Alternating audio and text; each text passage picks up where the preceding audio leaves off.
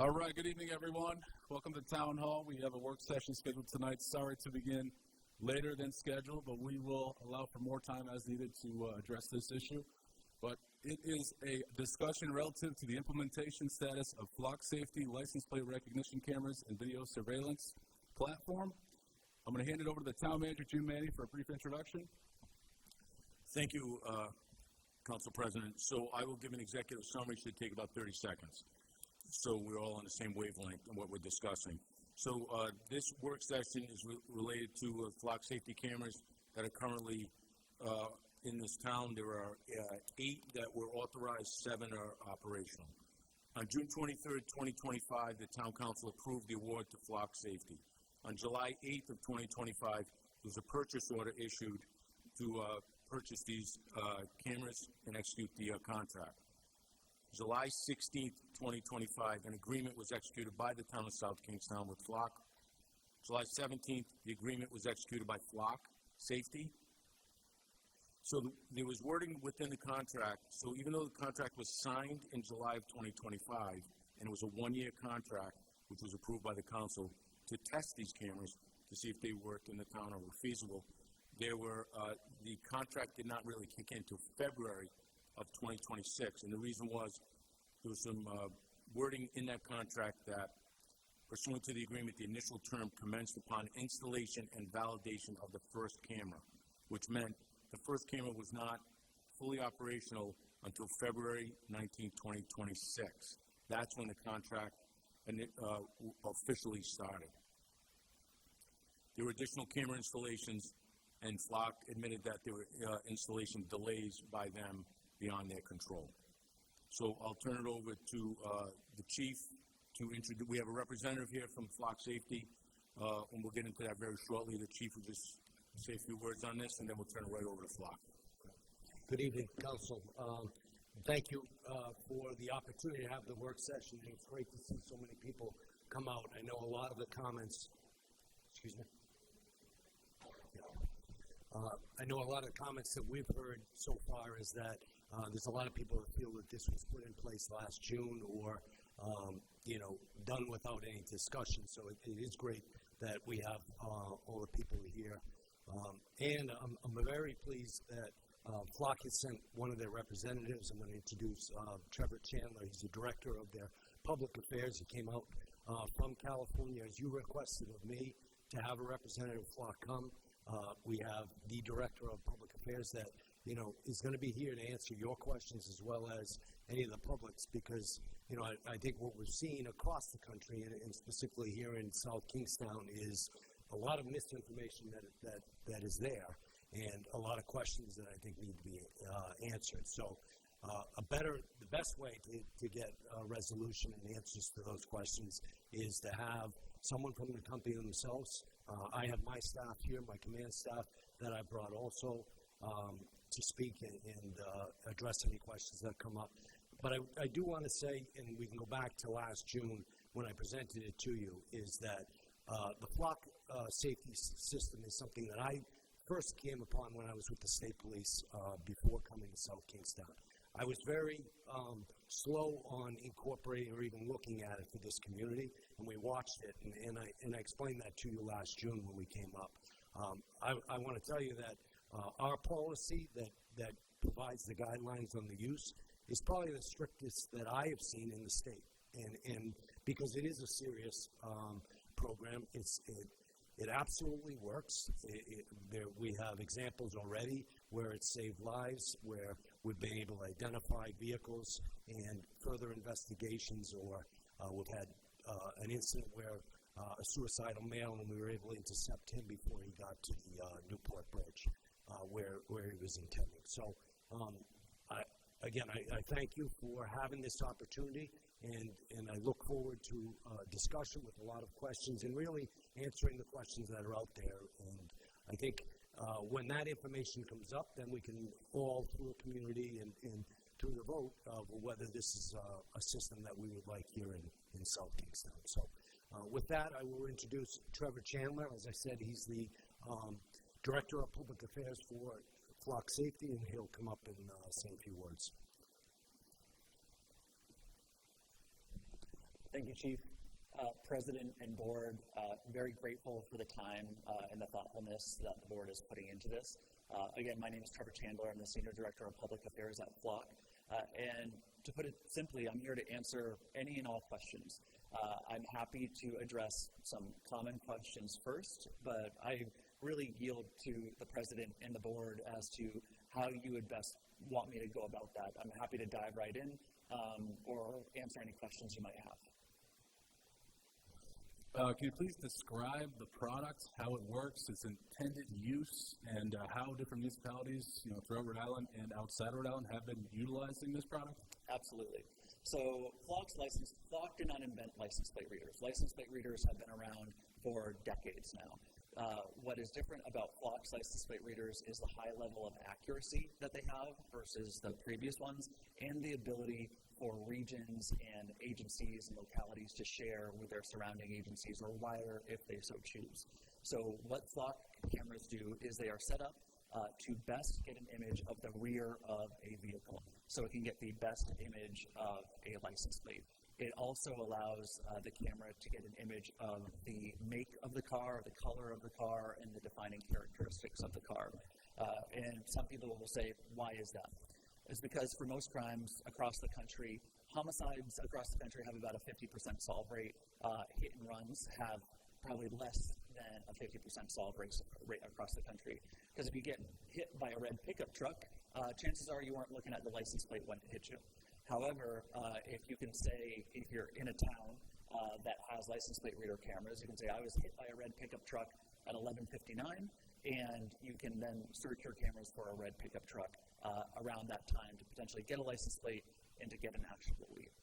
Now, so that's what license plate readers are. Let's discuss what they're not. There's no facial recognition on license plate reader cameras, period.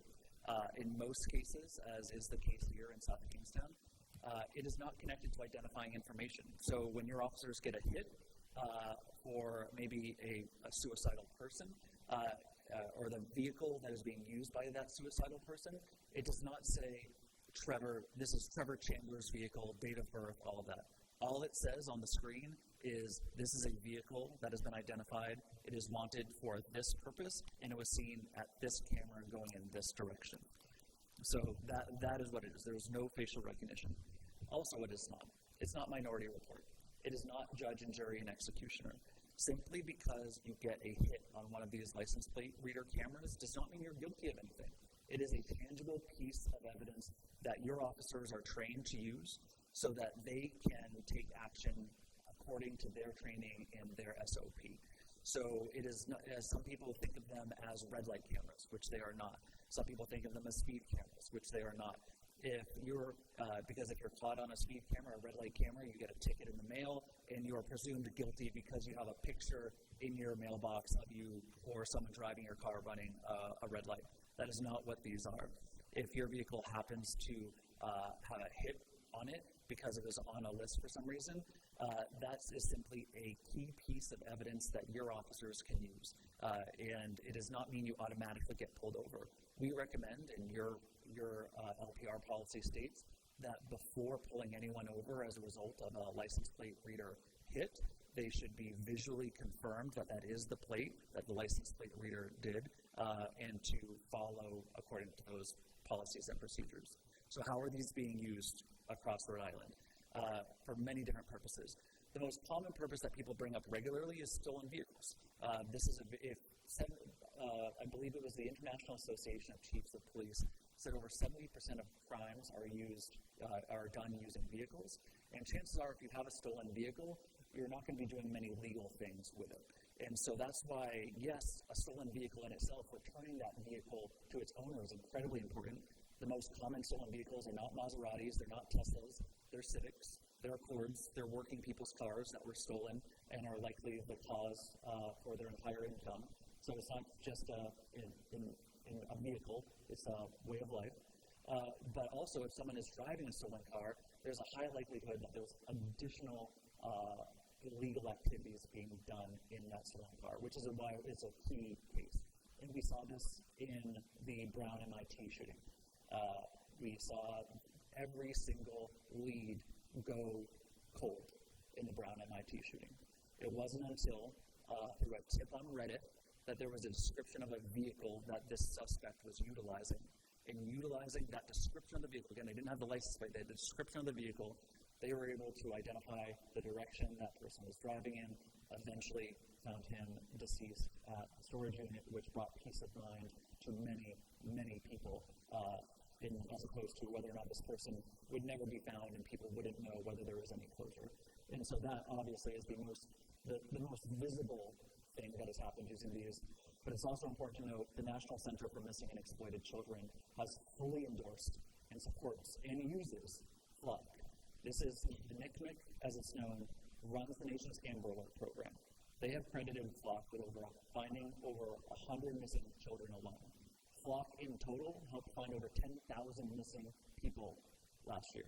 This includes silver alerts. I grew up in a retirement community, which my dad ran. He would regularly have to go out at midnight when a spouse left, got the keys to the car, and would have to check gas stations to see if he could find a resident who got the keys to their spouse's car. Silver alerts are an incredibly important part in addition to the missing kids. Additionally, Mothers Against Drunk Driving also fully has supported and endorsed FLOC because of its ability to solve those hit-and-run cases, which in many, many cases is done by an impaired driver. So I'll pause there, but those are what LPRs are, that is what they're not, and that is how they're used. All right, I think we got a few questions up here. One that comes to mind just as you speak here, you talk about how it can be used as a form of tangible evidence to potentially convict someone, or really charge them first and then convict them later. Brings to mind preservation of evidence. Mm-hmm. So is this all recorded to be accessed at any time, any day? Great question. So what also makes FLOC unique, in order to balance both public safety and privacy, is that any image taken on these cameras, and correct me if I'm wrong, Keith, your data retention is 30 days. Any image that is not downloaded to be used for evidence in a case is deleted, irretrievable, cannot be retrieved. And we have, if you would like, additional documentation on what that deletion process looks like, how it is confirmed it is deleted, but that is a way of ensuring that you can balance public safety and privacy. And I would say 30 days, while it is the national average, is relatively short. You have some places across the country that do 5 years, 2 years of data retention, so they can go back even further.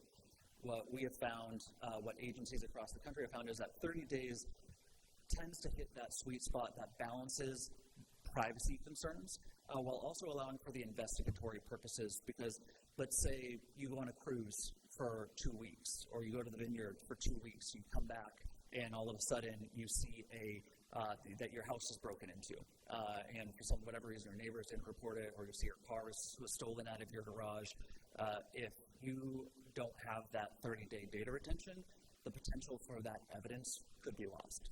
And so, important to note, after 30 days it's deleted unless your department downloads it as a piece of evidence, in which case it's then handled as a hard piece of evidence, as finding something on the ground at a crime scene would be. Very important to note, and I want to make this very, very clear. FLOC does not own the data. The town owns the data. It is outlined in our terms and conditions. It is outlined in your contract. We do not own the data. We do not sell the data. We cannot sell the data. It is not ours. We do not sell data, and we do not own the data. The town owns the data. And furthermore, FLOC will never share data on your behalf. And I want to say this specifically about your department in particular. So there's various sharing options allowable within FLOC, depending on what your state permits. Every system is set up with no sharing. FLOC does not choose to opt people into any sharing. Some agencies in the state and across the country choose to opt into our national lookup feature, which means they can then search other cameras of agencies that also opt into this national lookup feature if they choose to across the country. Again, very impactful for missing persons, narcotics, trafficking, all these things. For some people in some communities, that aligns with their values. Some choose to narrow it down. They only share within their state. Or if they're a border state with other states, they may share within a set radius. What your agency chose to do is actually one of the most restrictive, absent not sharing at all, which is something they've been very deliberate about. They don't simply grant, your department doesn't simply grant sharing to anyone and everyone. They have made a conscious decision that they are only going to share with agencies who have signed an MOU stating that those agencies are also going to use those, your cameras that you're sharing with in accordance with your laws and values. And just to tap onto that, how do you know they're using it according to your laws and values? How do you know your officers are using it according to your laws and values? It's very important to know Flock is the most transparent law enforcement tool in the country. There are permanent audit logs, so you can see every search that your officers have done. Some of it can be redacted to protect active cases, make sure you're not endangering any active cases. But what it does is it allows you to see how are our tools being used? How can we ensure that these are being used according to our values? And that's why we provide a transparency portal as well. And we also provide audit assistance, which is unique only to Flock, in which you can see all the atypical searches that might be happening. So if there is we hear of cases, relatively few cases across the country, where the tool has been misused for the wrong purposes. And our customers and our agencies are always asking us, how can we be better about holding our officers accountable and making sure it's being used according to our laws and values? One is the audit logs. Permanent audit logs, again, that you all can have access to and be able to look back and provide to a third party to make sure that it's happening, or do it internally as well. What Flock has now added is an audit assistance tool. So typically audits in law enforcement with body cams, you choose 10 random body cams, 10 random times, you do an audit, see if anything's going wrong. So it's needle in a haystack, maybe you catch something, maybe you don't. What Flock Audit Assistance does is it flags atypical search behavior and says, if you're going to audit your system, you should start with these. It's not a replacement for the audit, but it's basically the low-hanging fruit. So if someone searched the same plate 20 times in a day, that would go up on an audit, one of the audit assistant tools, among a few other cases. So that's how you're able to help ensure you know that these are being used according to community values. Thank you. Good.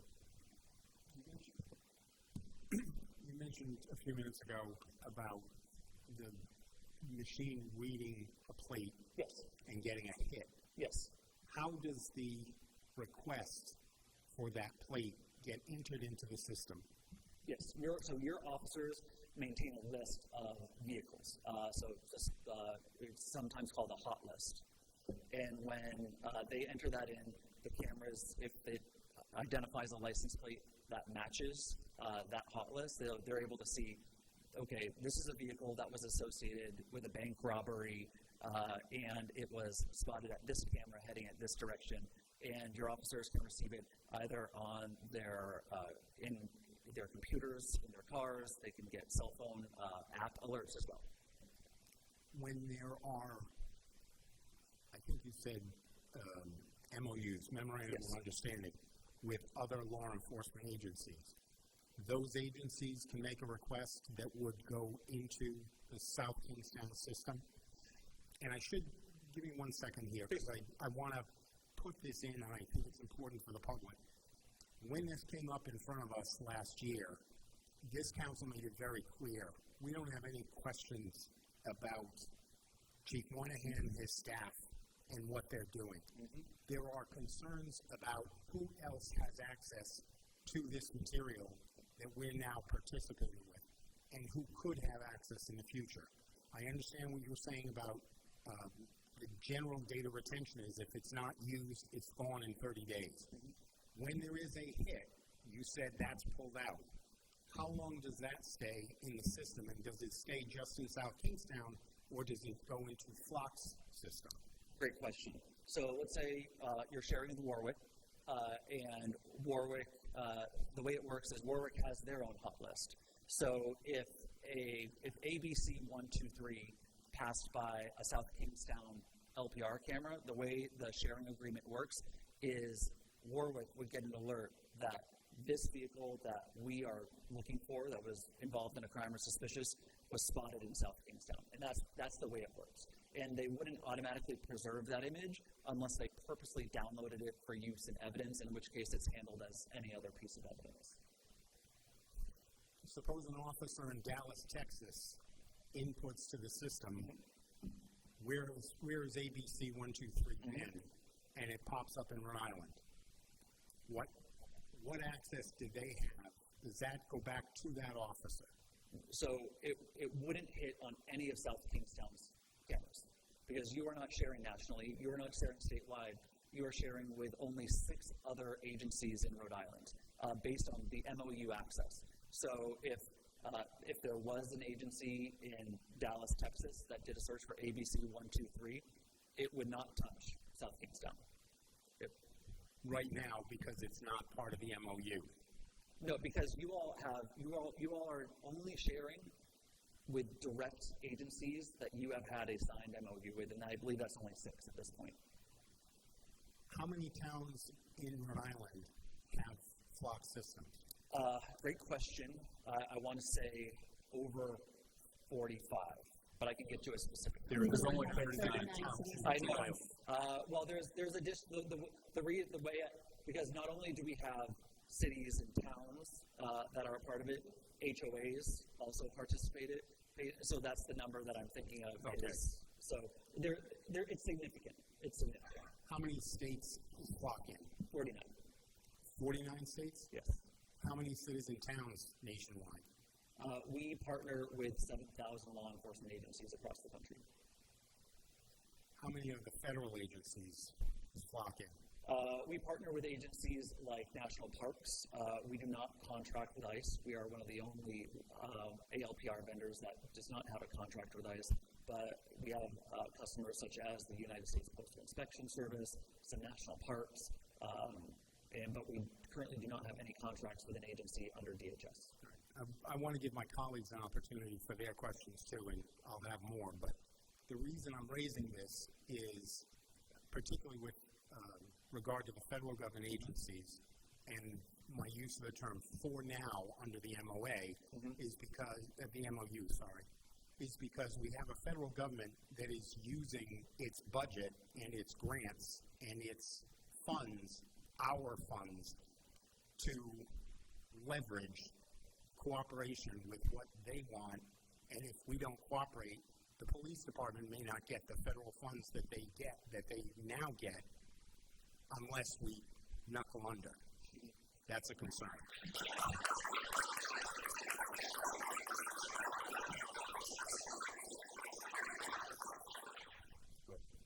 Who owns Flock?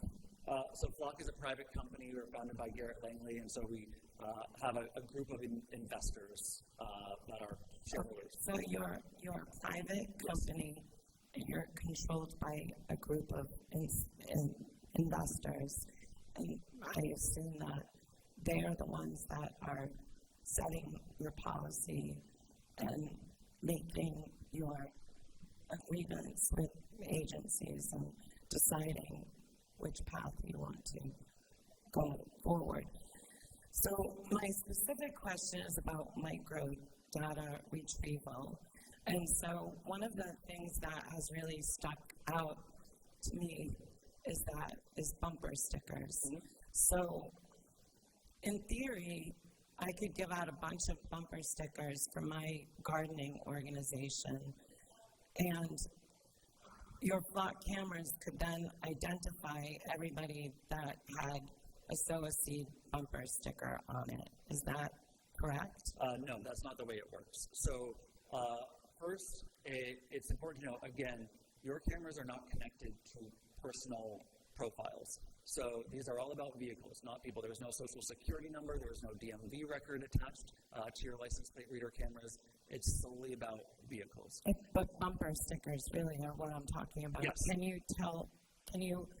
So if somebody said, I want to know everybody that has a particular bumper sticker on their car, would this information be findable by?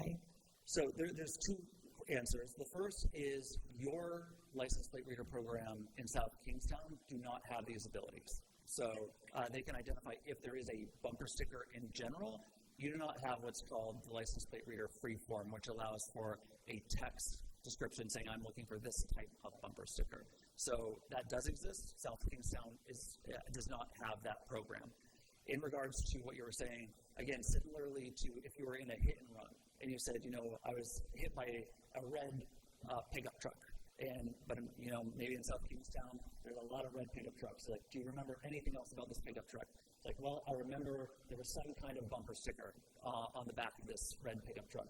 You can then search the system to narrow down the potential suspect vehicles that could provide your officers an investigatory lead.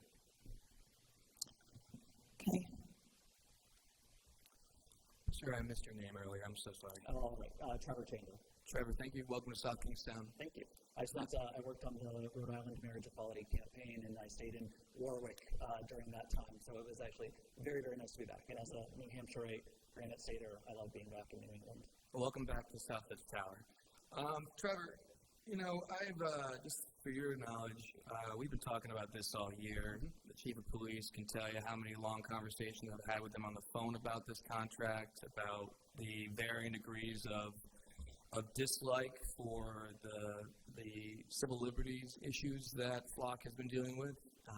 As you can see in the audience, this is one of our most well-attended meetings because people are very concerned about the Flock cameras.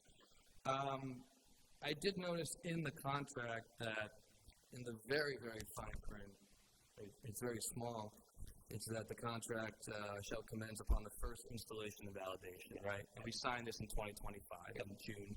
And unexpectedly, according to you, it's issues of beyond your control stopped you from installing the cameras. What happened? Can you kind of enlighten us on that? I can't say to the specifics of what caused the delay. I can say we are very proud to have been very busy these last couple of years with many contracts. We have some in-house installations. We sometimes use third-party validated installers as well. But unfortunately, we do experience delays in some instances in being able to get these cameras in the ground.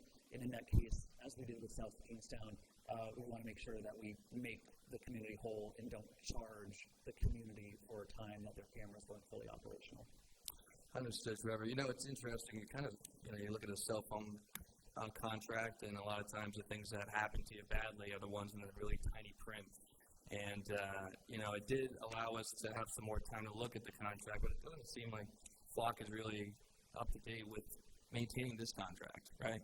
Because at the moment, because all the cameras haven't been installed, right? Yeah, and like I said, we've taken full responsibility for that, and we've made the adjustments to make sure the town isn't paying for something that they weren't fully using. Gotcha. Well, it just seems to me that I wouldn't want to renew a contract that really hasn't been obliged anyway, despite the civil liberties issues. So, but I do appreciate you coming in to South Kingstown today, Trevor. Thank you, sir.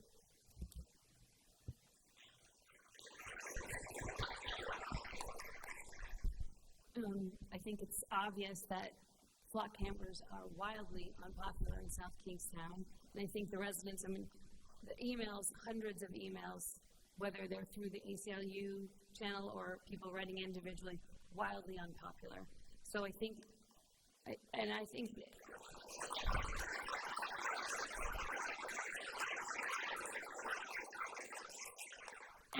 that while on a very micro level, solving a crime we would all think wonderful, we have all experienced things that are unimaginable for the last 2 years, an escalation of things where you just can't imagine it could go any lower or harder. I'm connecting it to LGBTQ information that the government is trying to get from the hospitals. That concerns me. I feel like right now maybe they're not asking, they could be asking. What strength do we have to push back on that? We don't. So I would rather not have something that people can then take from us rather than, I feel like it's just an incredibly slippery slope, and I feel like the overreach of the federal government at this time is,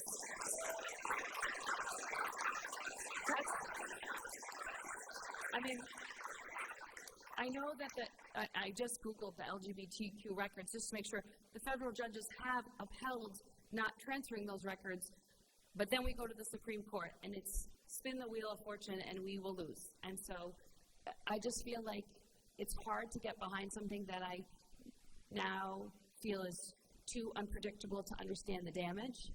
While I think you are very credible and kind and all of those things. And I know our police department is excellent, and I trust every officer to serve our community well.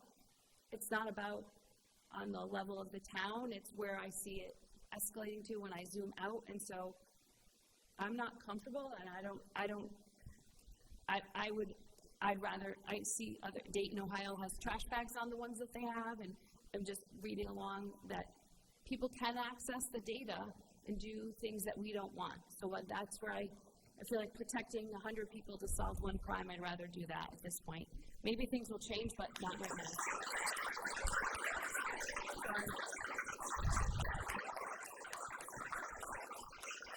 So one of the things that has been most disappointing or upsetting, in fact, is the idea that we signed this contract back with you last June or July. And so I know I was looking forward for this opportunity to review it with you and to frankly discuss a lot of the things that have happened in the last year since we approved this. So we just think about all of the ways that this data has been misused. 6 months ago, Renee Good and Alex Petty were still alive. We didn't know all of the things that were going to happen on the federal level with all of the stuff that has happened. And so it's very upsetting to me that this contract didn't even begin until February. And so you're presenting it like we're such good people. We don't want to charge you for services that you didn't get. Well, in my estimation, I would like to just be done with the cameras tonight and not have to pay the remainder of the contract.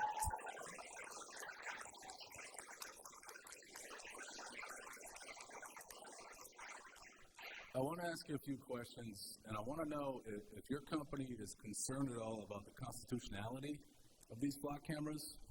Now, I state that because, when the Supreme Court looks at these technologies as to whether or not it's a search under the Fourth Amendment, they look at what is a person's reasonable expectation of privacy. Now, a letter from the ACLU has some compelling information in here. These systems can, when used for its intended use or unintended use, can reveal personal details about individuals' lives, such as where a person attends religious services, where they work, where they sleep at night, what doctors they see, etc. So it seems to me, this technology can be used in a way that really goes beyond a person's expectations. Now, we talked a little bit about preservation of evidence, 30 days at minimum. Now, in the event a police officer wanted to potentially, look at every move a potential suspect has made within a 30-day period of time, looks like they can inquire into that person's lives pretty heavily and pretty in-depth. So I think this is an issue. I'm not sure this has been taken up yet, but I'm sure there's going to be a lot of motions to suppress evidence after people have been charged in the middle of trial, as to whether this technology constitutes a search under the Fourth Amendment without a warrant. So are you guys concerned at all about that? In the event, the Supreme Court decides, this is a search, and you need a warrant signed by a judge in order to sort of use this technology or have it be admissible in court, you guys have a potential problem as a business. Well, I'll tell you, you're absolutely right. This question about suppressing evidence has been raised in court. The Fourth Amendment constitutionality has been raised in court, and the courts have unanimously found, with great respect to the ACLU, the courts have unanimously found that it does not violate the Fourth Amendment. They have unanimously found that it does not establish a pattern of life because it takes a point-in-time picture of a vehicle, not of a person, and just because a vehicle may be registered to a person does not mean that that person is driving it.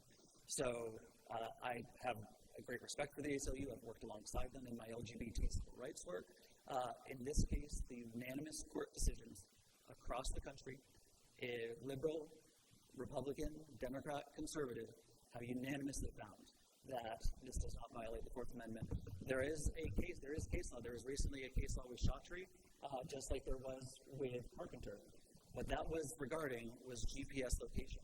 It was regarding these in our pockets that follow us around every single day, that know our exact location, what hospital we go to, which license plate readers do not know, what houses we go to and when, which license plate readers do not know, what our favorite things to do are, which license plate readers do not know.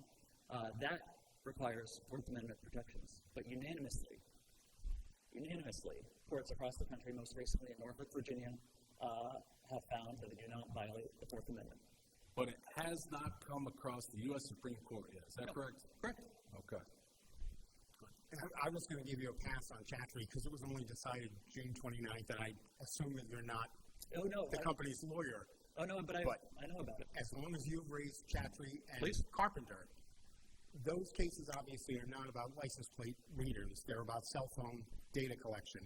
And in the case of Chaudhry, it's about geofencing, which I didn't know what that term was until 3 weeks ago, where the police went to the cell phone companies and said, give us all of your data for the 2 hours before and 2 hours after this bank at this location was robbed. And they found a suspect because they scooped up everybody's data that was within 2 miles of that bank. One, that's remarkable that the technology exists and can do that.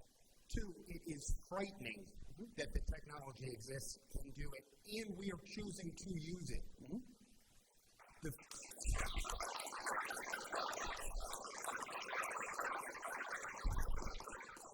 Carpenter was decided in 2018, and it did allow the use of the technology within the scope of the Fourth Amendment. The court, and I can't quote the exact language, but the court suggested that in 2018, we had not reached the point where the technology becomes so pervasive that every move by any citizen, suspect or not, can be tracked and kept and used in other purposes than legitimate law enforcement. We're there. We are there. I don't have any questions about you or your sincerity or your company. You know, I suspect that your business model is you would love to have every city, town, county, state in the country, and probably beyond, using this technology. But at what cost to people's privacy? You know, Deb made a reference before. There's a phrase about the presumption of innocence and having to find someone guilty beyond a reasonable doubt. When I went to law school, and a hell of a lot of that is getting thrown out by the day, it used to be said, I'd rather have 100 guilty men go free than one innocent go to jail for the wrong reason.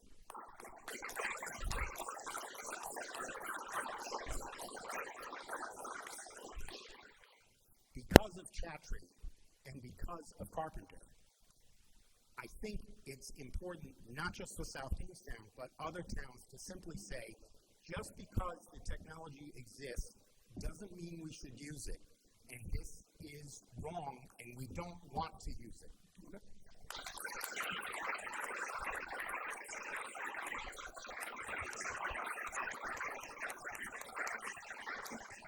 One thing, Trevor, that really gave me chills is when you said it's not judge, jury, and executioner.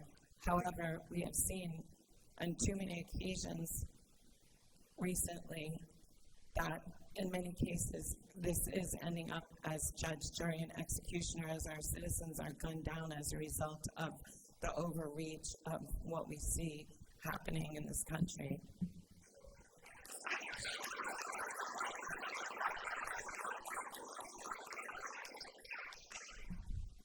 All right, well, thank you. We appreciate your time. We appreciate you coming here, helping us work through this, understand the technology, how it works. And I think we've got some good Q&A with you. But this time we're going to proceed to the regular session. We do have that item on our agenda and what we wish to do about whether to continue, whether to stop. So I think we're going to move that up to earlier in the agenda. But we're now going to begin the regular session. So thank you all for coming. I know you came for the work session. But it is a little after 7:30 p.m. Our first order of business, as always, is pledge allegiance to the flag.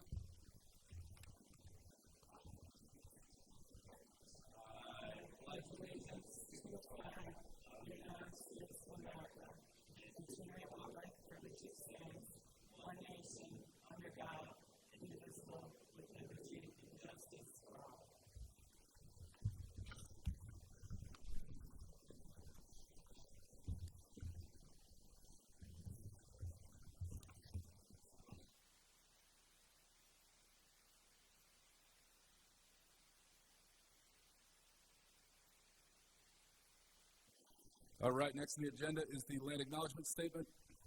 The town of South Kingstown pays homage to the indigenous people and land in which the town is now located.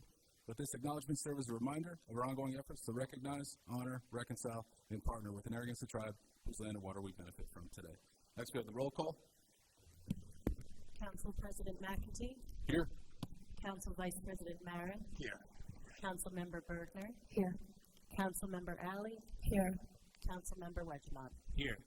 All members are present. All right, thank you. We're going to take up item 5, and then we're going to move up that new business item. So do I hear a motion on approval of minutes of previous meetings? So, Approve items 5A, B, and C. Second. We have a motion and a second. Any discussion? All in favor? aye. All right, that passes. Point of order, Mr. President. May I move to item 12C? Yes, we're going to take up new business item 12C. Well, That is discussion and potential action relative to the implementation status of flock safety license plate recognition cameras and video surveillance platform. Mr. President, in light of everything we've heard and the community pushback against flock cameras, I'd like to make a motion to move to terminate the town's contract with Flock Safety, direct that all required notice of termination and non-renewal be provided immediately, all further installation and use of the system, and prohibit any renewal or extension without prior town council approval. Second. All right, we got a motion and a second. Any discussion? Mike Ursillo, you got all that? Nope, we're good. You can. All right. So we're We'd gonna- like those cameras to be taken down.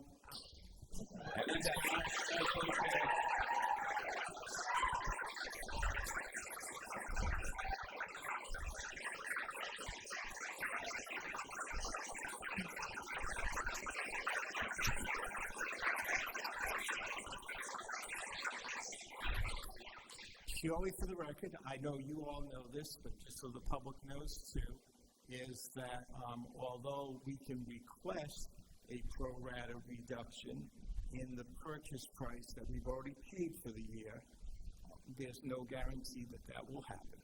I would strongly request that we, Just so you're aware. Thank you, Mr. Russell. so, All right, we have a motion and a second. We are in discussion. Anyone wish to say anything? Go ahead. I just want to recognize all the emails that we got and all the conversations that people reached out, I'm sure, to all of us individually and into our email boxes. We appreciate that. We don't get that on a lot of issues, so we always welcome your engagement. Although you might not have an opportunity to speak because we're going to vote on this item,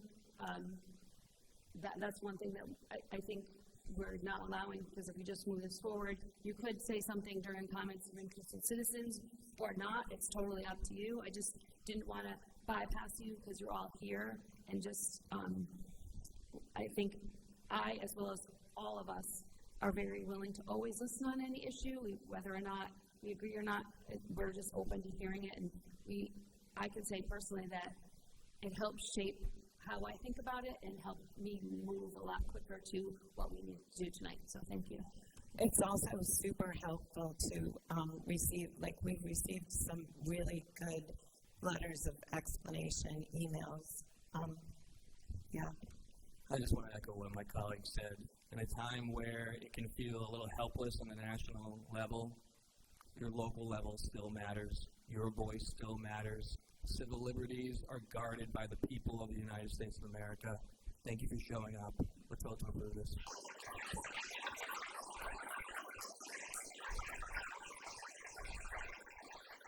All right, any further discussion? All in favor? Aye. All right, that passes unanimous. Thank you all for your time. Thank you for coming.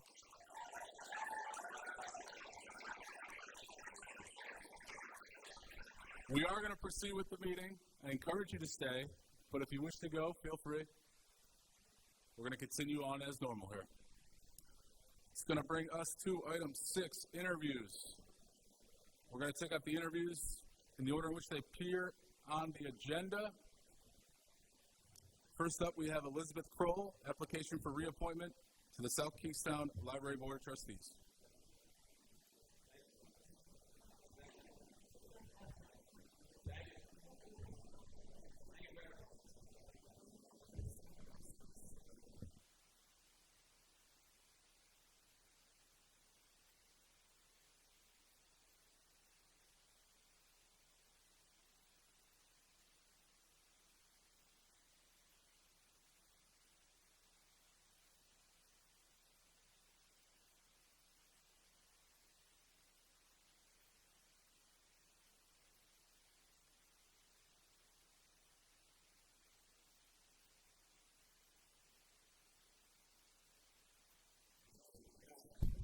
All right, Elizabeth Kroll, if you are here, I invite you to come on up to the podium.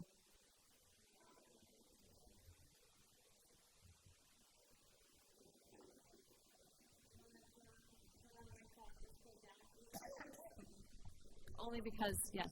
Yeah, perfect. Is the light on? Just, Thank you. yeah, thank you, Tiger. Okay. All right. Elizabeth, first off, thank you for your willingness to serve, and thank you for your service, serving on the Board of Trustees here. It's a good opportunity for us to hear from you what's going on the board. Fill us in. Okay, well, I've been here before, met you all. In fact, Jay came to an event at the library. I remember I met you when you were running for office. So I've been on the board since 2017. I'm very honored to serve, and especially after hearing a little bit of this discussion, libraries are very important as well to all of us, and we want them to be available to everybody, whatever your point of view is. Well, it's been an exciting time. If anyone's been by the library, we're going to have a beautiful new renovation of an over 100-year-old building, which I think is really exciting. I don't know if you the council members, have you climbed up the stairs and seen any of the work? I don't know if we got to go. Laurel took us just in tiny groups of 2. This was a couple of months ago, and it was amazing then, and now it's more amazing to see how they've opened up that old reading room where the upstairs has been closed for many, many years, I'm sure for safety or whatever. So now it's going to open up more, and it's going to have computers and be brought into the 21st century. So I'm really excited about that. I'm also very excited about the garden, which I'll talk to you about for 2 seconds. You know, we have a beautiful hazard garden right here next to the library, which unfortunately has become a jungle. It's a mess. And there are guys working there. I saw them there on Saturday already, cleaning it up. You know, all our other parks are wonderful. I played pickleball at Old Mountain Field, at West Kingston Park, and there are always people there. I'm so impressed. Mowing the lawn, cutting the trees, making the parks wonderful. But unfortunately, that garden, and I know there was a garden club, I guess, that it took care of it for a while. It really needs to become part of the park system of South Kingstown, you know, and have the team that works on them keep that park up to date. So I'm hoping that that's going to happen. That's about it. I want to be on the board again. I really enjoy working with Laurel and we have a great team of board members. Everybody's very enthusiastic and very into working to keep our library successful in South Kingstown. All right. Thank you, Elizabeth. When is the grand opening? It's in August. The end of August. And yeah, there was an email that went out. Like 20-something. Right, I was trying to remember. Yeah. Looking forward to it. Yes. So I just have maybe a question, a collaboration for the garden piece. Is there any way that we could maybe connect with the high school and the agriculture program that we have going to maybe have students sort of have a off-site, near-site? I mean, the new high school is obviously clearly still walkable to the library. It might be a nice partnership. I don't know what the town plans to do. I know we're cleaning it up to get it usable again, but maybe there's a collaboration. We always look for, like, whatever the carpentry CTE program was working on the docks and kayak racks in Matunic, whatever. So just, is there a way that maybe your board could maybe connect with the relevant high school teacher? Do you know who that is, Patty? Who's running agriculture? I want to say Mr. O'Malley, but that is not him. No, I don't know. So that might be an opportunity to maintain the garden and bring high school students to the garden. That's a great idea. I mean, those are things that the town can bring to Laurel, who's the employee, the director. Yeah. And we can certainly discuss at the board meetings. I think it's going to be the town that's going to take it over. Their maintenance crew, because it's not the garden club anymore. Right. It hasn't been for years, I Right. think. There are employees now of the company that's doing the renovation work. Right. They're working on it now to clean it up. They cut down a lot of trees. I don't know if you've been there, but you had to do it so we could, of course, get more parking spaces, because we're going to have all these wonderful programs going on in the library. So yes, I'm sure there hopefully could be opportunities like that. That would be great. I didn't know. I'm not familiar with a lot of the programs at the high school, so. Well, I'll follow up with an email to Jim, and we can talk to Laurel and connect at the high school. That's great. If yeah. nothing else, it's an outdoor classroom space that maybe someone would teach in. I'm sorry, I missed your last comment. There could be teaching done in the actual garden itself for biology. Just thinking. Thank you. Elizabeth, good to see you. Okay, thank you. Can you believe we're almost at the opening? I know, it's very exciting. I know. Time flies by, and then we'll blink and the high school will be open. One of the best things about the library, in my opinion, is the online resources like the audiobooks and the ebooks and our connections to the Ocean State library system. If anything, if we could, everything's going great. So if we could just add more books to that, even if that's possible, because sometimes there's a wait. And I understand the wait. It's about licensing. Totally. If you haven't downloaded yet from your local library, download Libby. You can use your Ocean State library card and download free ebooks, audiobooks, the works, instead of paying Audible or Amazon. It's the best. Go library. Okay, thank you. All right, thank you, Elizabeth. Okay, great, thank you. All right, next up we have Monique Chartier, nomination for appointment to the Canvassing Authority as the alternate Republican member. Thank you, Chairman McEntee.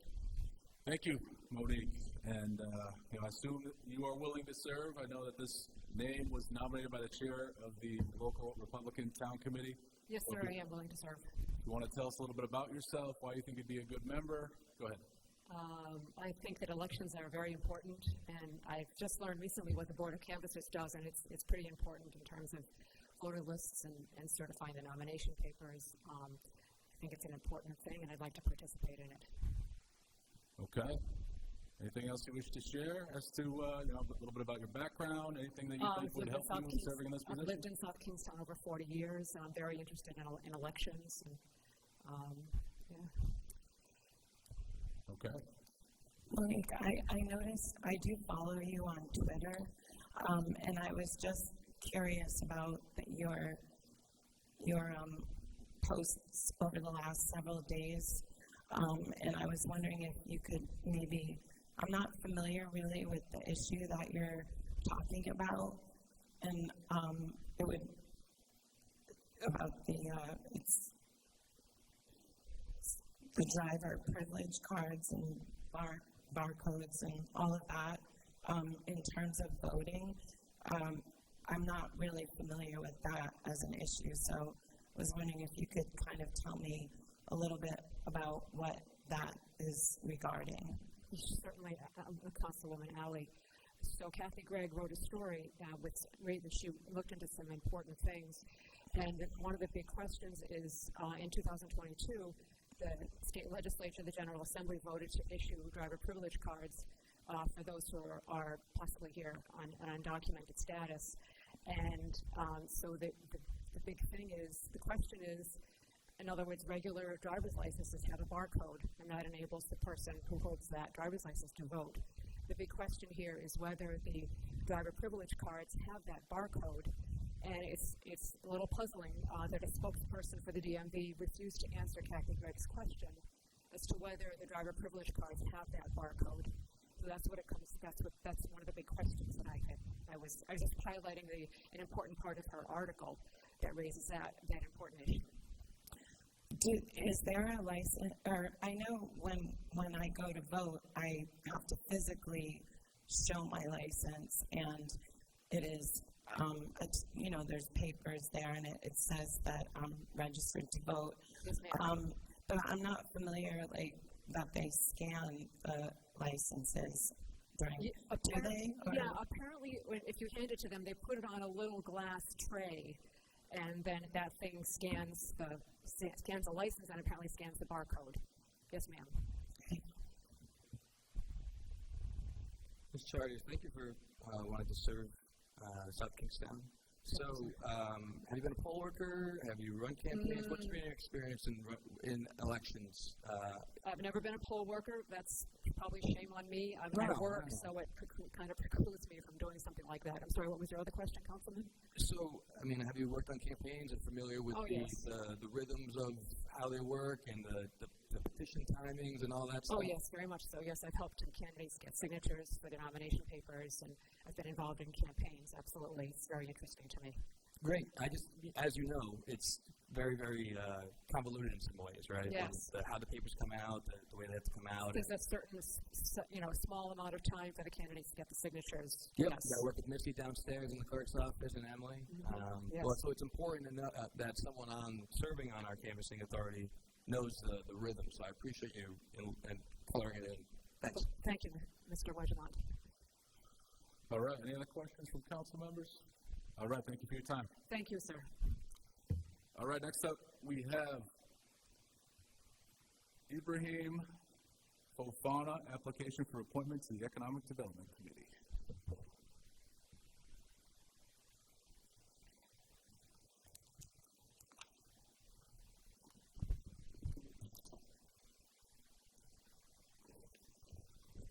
Hi, good afternoon. I'm Ibrahim Fofana. Initially, I applied for the SMART committee, then later I remember they were merged. So I'm now coming for the development committee. I'm an engineer. I'm local here. I have 2 kids. One goes to Matunic and the other is in Monsignor Clark. Right.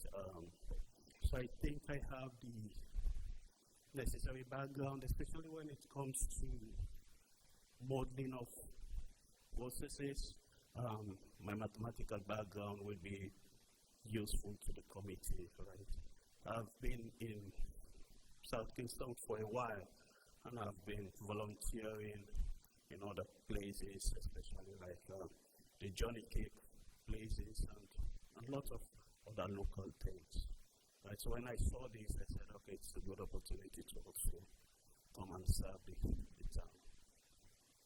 All right. You have a good background. I think it would lend itself well to this committee, so we appreciate you willing to step up and want to serve. Any questions from council members? Sir, thank you for wanting to serve. Have you been to any of the EDC meetings, Economic Development Committee meetings? No. No? Well, there's a couple members in the audience. Do you want to meet them after this? Yeah, we already started talking. Yeah. Yeah. I like it. Yeah. Well, we appreciate you wanting to serve, sir. Thank you. And it's fellow Matunic man, right? Yeah. Yeah, there you go. May I just ask what you do for work? Because I know you're an engineer, I know you have a master's degree, but what are you currently doing for work? I'm just kind of curious. I work at the base in Newport. Oh, yeah. Okay. So you are like a federal contractor or something? No, I work directly with the federal government. I work directly with the government, not the contractors. Okay, thank you. All right. Thank you for your time, and you'll find out shortly. Thank you. All right, it's going to move us to item 7, appointments. Do I hear any resolutions? I make a resolution to reappoint Elizabeth Kroll to the South Kingstown Library Board of Trustees, and reappoint and to appoint Ibrahim Fofana to the Economic Development Committee. Second. All right, we got a motion and a second. Any discussion? All in favor? Aye. Right, that passes. I wasn't sure about the canvassing authority because we have interviewed several people, so I'm not inclined to cast a vote to take that up at this time. There was someone we interviewed previously. There was someone we interviewed tonight. So I'm inclined to sort of weigh this a little more, perhaps at the next meeting, make a decision to appoint. so does that interfere with any of the work Emily, as the town clerk, needs to do? The chair of the board, Christine Chapman, is resigning as of August 1st. So our next meeting, we do have one tomorrow afternoon. After that, it will likely be in the next week after August 1st. We do have 2 Democratic members of the Board of Canvassers, but presuming that one of them may not attend a meeting, we wouldn't have a quorum moving forward without an appointment. Okay, here's a question for you, Mike Ursillo. The current makeup of the Board of Canvassers is 2 active Democrat members, and then after August 1, I guess 1 alternate Republican member.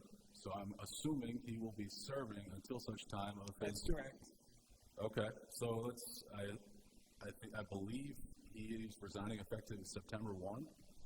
So following September 1, if a Republican member is not appointed, and all you have is 2 active Democrat members, does the board have a quorum to continue to carry on as usual, or does their statute require there be a Republican member serving? What? You turned yourself off. Sorry. You absolutely need the quorum. The quorum, to be clear, is 2 of 3.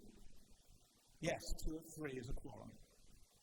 So as long as there are 2 members, whether an alternate moves up or you have 2 members, you're good. You eventually got to make the appointment for the 3rd member. And the council has a meeting August 11th. You could make it then. Okay. So, do you anticipate, you can't anticipate another... Sounds to me like we'll be fine as long as we make an appointment prior to September 1. So I'm not asking that, but I'm asking if another candidate comes forward, we would be in, we have 2, we must appoint a Republican. That is correct. So, unless you're down to, yes, no matter what, there has to be at least 1 Republican. okay. Correct. So, unless someone comes forward between now and the 12th or the 11th and can be interviewed on that day, we're just going to roll on with the 2. See, that to me, I would rather try to put someone on. Are you not comfortable with either Sarah or Monique Chartier? Let me ask another question. The names that were put forth, one was put forth to be an active member, one was put forth to be an alternate. Do we have discretion to choose between the 2 as to which one we want to be the Yes, alternate? you do. We do. You do. Okay. So we interviewed Sarah 3 months ago, 2 months ago. Do we remember can we go back and look at that again? Do we know what date that was? It says May 11th. May 11th. Can we just take for a minute to look at her application so it might... And just to reiterate, we do have to make a decision today or the board will become functionless. We do not have to make a decision today. All right, so I would prefer to wait to the next meeting first. I would like to go back and watch the interview again. All right. I would say at this point, let's prepare and intend to make some appointments at that meeting in August. Allow us some time to consider the names that have interviewed and go from there. All right. So now we're going to move on to item 8. It's the consent agenda. Do I hear a motion? Motion to approve item 8, A through E. All right, we have a motion. We have a second. Any discussion? All in favor? Aye. All right, that passes. We're now going to move to item 9, licenses. I just had one question. Can we just take out C, or can I ask my question first? I just wanted to know why the private detective license was going to a business in Warwick rather than in Wakefield. Where is that, Patty? Oh, good. You can come up.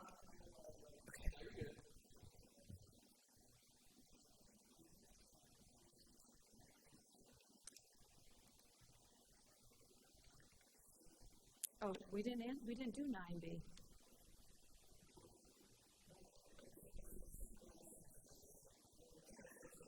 So we're not there yet, right?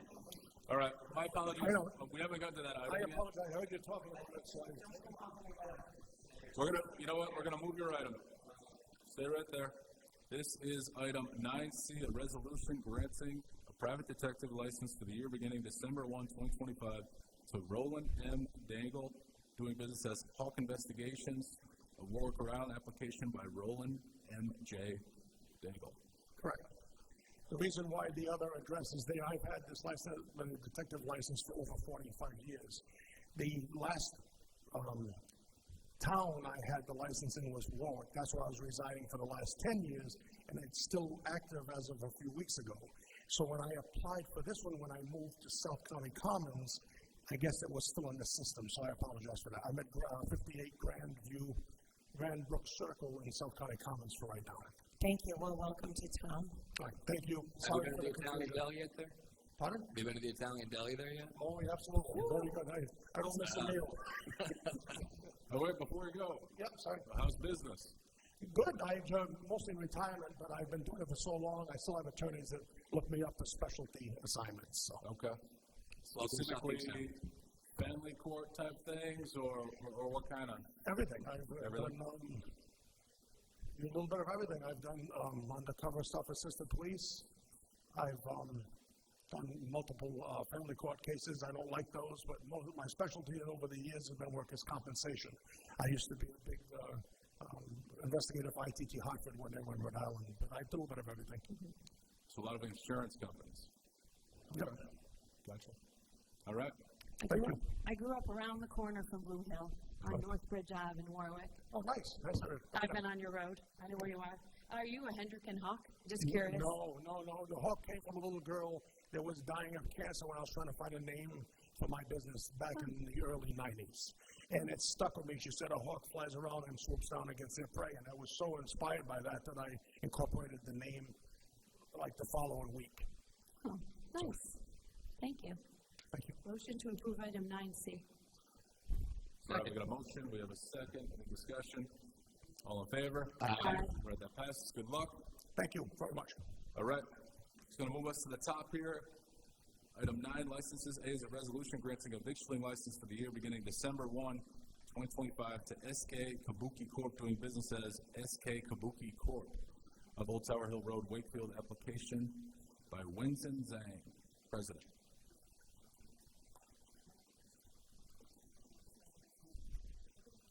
So, Mike, have we received any objection, or does that relate to the transfer of the liquor license? That relates solely to the transfer of the liquor All right, so we'll get to that. All right, welcome. Hi. We all love Kabuki. So Yes. what's going on? I hope not too many changes. Yeah, we just changed 30% of the ownership to her, then just change the ownership.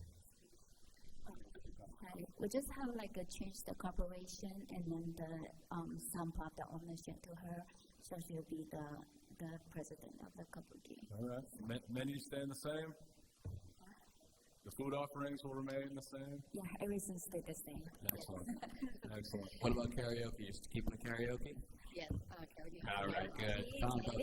Very happy. I like your lunch specials. Yeah, and our Monday, we just get like this in this coming. Every other Monday I try to go because Every family other- dinner. Every Monday, yeah. You're probably told this a lot, but Kabuki is a big part of the Wakefield community and the South Kingstown community. So thank you. Yeah, thank you. So I think they opened like almost like 30 years so far. Yeah, it's great. All right, do I hear a motion on this item? Motion to approve item 9A. Second. We have a motion and a second. Any discussion? All in favor? Aye. All right, that passes. We do have the transfer of liquor license on for a public hearing. It's going to be on in a few items from now, so just hang tight. We'll have you back up. All right, thank you. All right, thank you. Are we all set or not? No, just hang around. It's going to be in a few items. We'll have you right back up.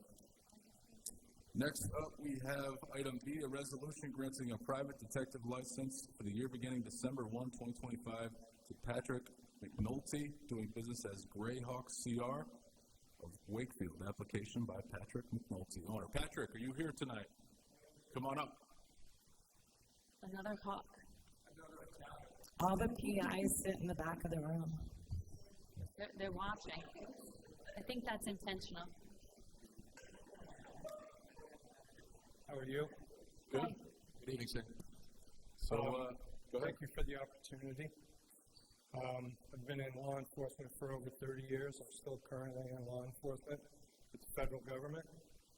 And I grew up in Narragansett, South Kingston, attended South Kingston High School. Not going to tell you what year I graduated because I don't want to date myself. All right. You know, I thought we had algebra together. What were you saying? 2011, you and Rory. Motion to approve item 9B. Second. All right, we got a motion and a second. Any discussion? All in favor? Aye. All right, that passes. Good luck. All right, it's going to bring us to item D. We're going to take up item D and E together. John, come on up. D is a resolution granting a temporary mass gathering permit to conduct Oktoberfest on October 3, 2026 from 11 a.m. to 10 p.m. at Birchen Bay, Main Street, Wakefield. Application by John Burrow. Item E is a resolution granting a temporary mass gathering permit to conduct Sunset with Will Evans on September 20, 2026 from 4 p.m. to 9:30 p.m. at Birchen Bay of Main Street, Wakefield. Application by John Burrow. John, welcome. Good evening. I'm back. Yes. Tell us what's happening. Yeah, just You already have an idea, but go ahead. Sure, it's just a little sunset event, small, maybe like 250, 300 people. We don't know, it's our first. Just one of the 4 or 5 events that we're planning on hosting at Birchen Bay this year, so that's about it. All right. So I heard from a friend of mine who said Will Evans is excellent. And Yeah. She randomly went, it's Will Evans. Yeah, I've heard the same. I haven't seen him yet, but I I heard he's good, really, so. I heard he's really good. Yeah. So it's on my list because he's also playing. Oh, that's awesome. For the record, Will He's Evans is playing great. locally somewhere else as well. So. He's playing in the Ocean Mist Yeah. in August, and Haley Jane is over. Yeah. Marketing. Yeah. Well, we're going to put him to the test, see how he does. I heard it's good. Yeah. John, I feel like we need to get you a punch card. How many times you're in here? I know. I still need a shirt or something. Yeah. Do you walk? I just need to know, do you walk from the restaurant here? Do I walk? Yeah. No way. Motion to approve items 9D and 9E so John can leave. Second. All right, we got a motion and a second on discussion. All in favor? Aye. All right, those items pass. Good luck, John. Thank you, John, for Thank being you. such a great addition to our business community. And it was awesome to see you Friday night, too. Appreciate it, yeah. Yeah. Love being here. Thank you Yeah, very much. we love having you Yeah. here. Awesome. Thank you. Thank you, John. Thank you. You don't need to stay. Yeah, you can leave. All right. You'll be back. It's now going to bring us to public comment. Anyone in the audience who wishes to speak on any item, I invite you to come on up. Oh. We just ask that you introduce yourself, and we're going to limit it to 5 minutes. Hi everyone, I'm Rebecca Bringhurst, opening up Craft Cafe. I just wanted to show my face, introduce myself, and this might not be, I don't know, a custom, but can I give everyone a sticker? May I approach the bench? Absolutely.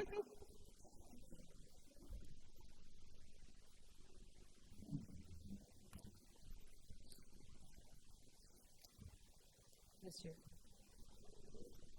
Oh, so pretty.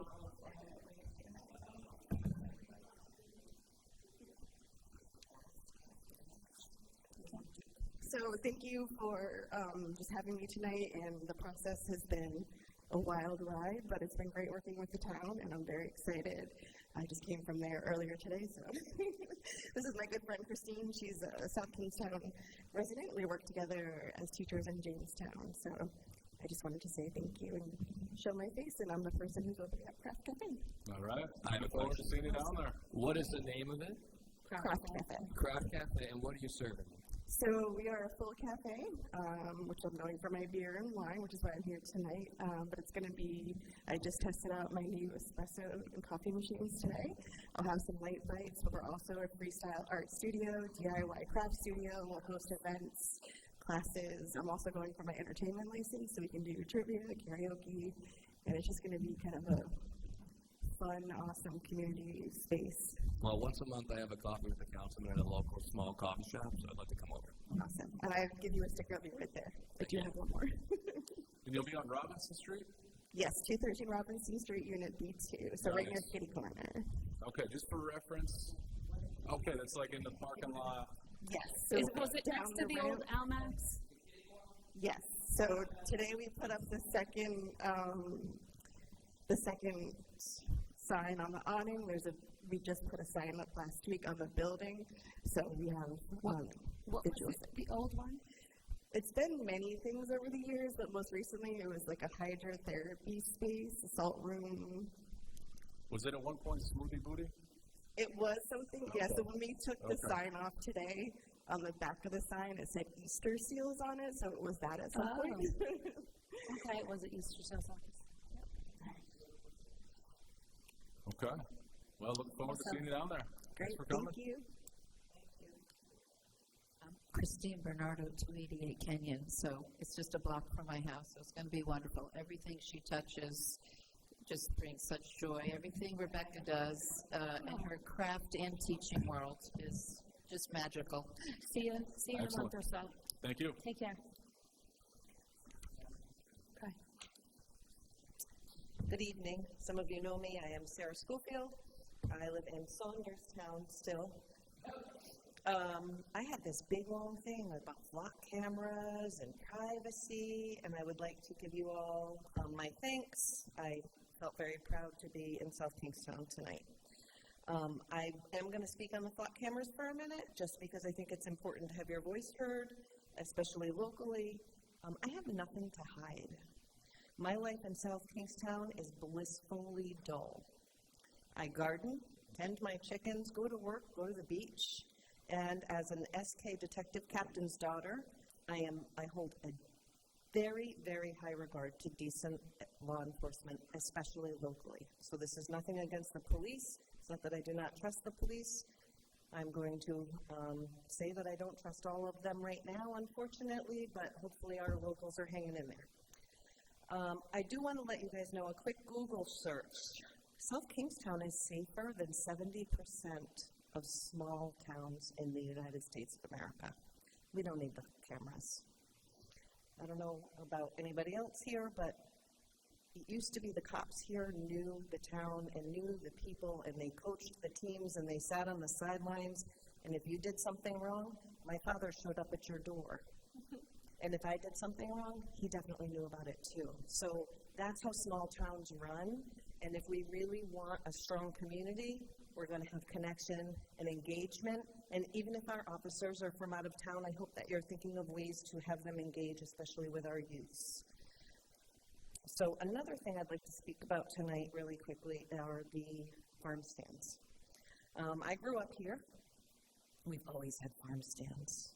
My neighbor Kathleen came over 2 days ago and asked me for a zucchini because she accidentally picked a cucumber and was making zucchini bread. She went right down the street half a mile and got a zucchini from the farm stand. So I do believe those are something we should be preserving and protecting and not restricting in any way. My understanding is there is some law, some rule, something on the books. Could y'all make that a little more small town? Because many of us don't have 5 acres, and I want to be able to go buy a zucchini or a dozen eggs. So I thank you. Nice. You guys did a good job tonight. Thank you. Sarah. All right.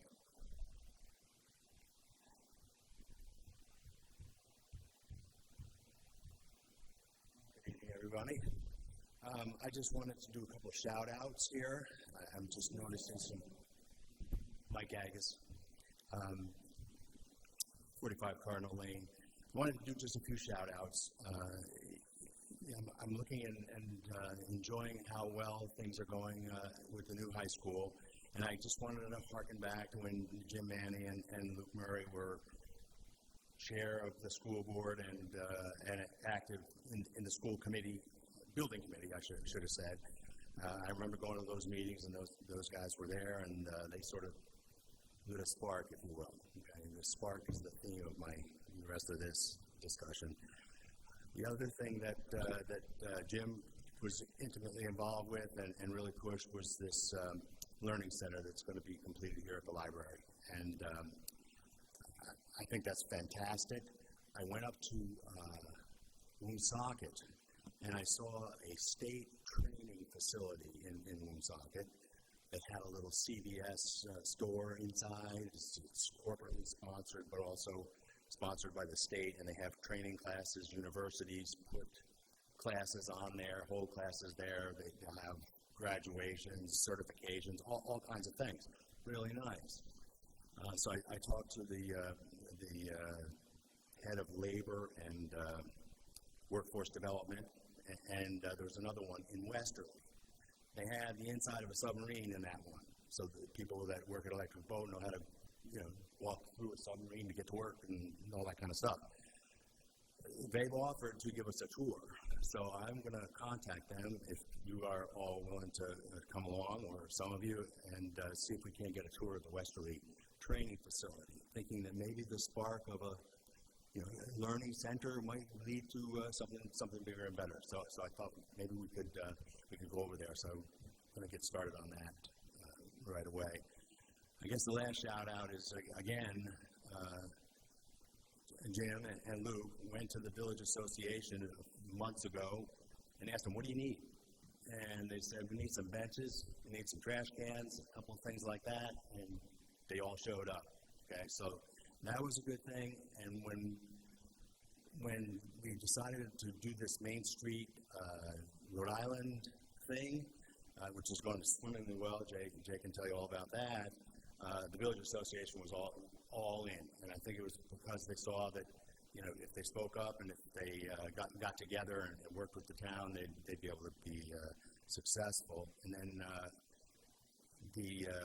Jillian Finkel from Grow Smart, I saw her last week.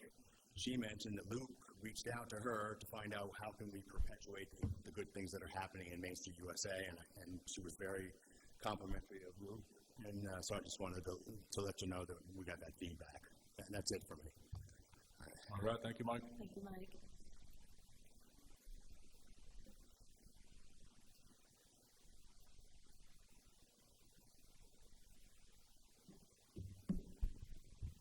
Good evening.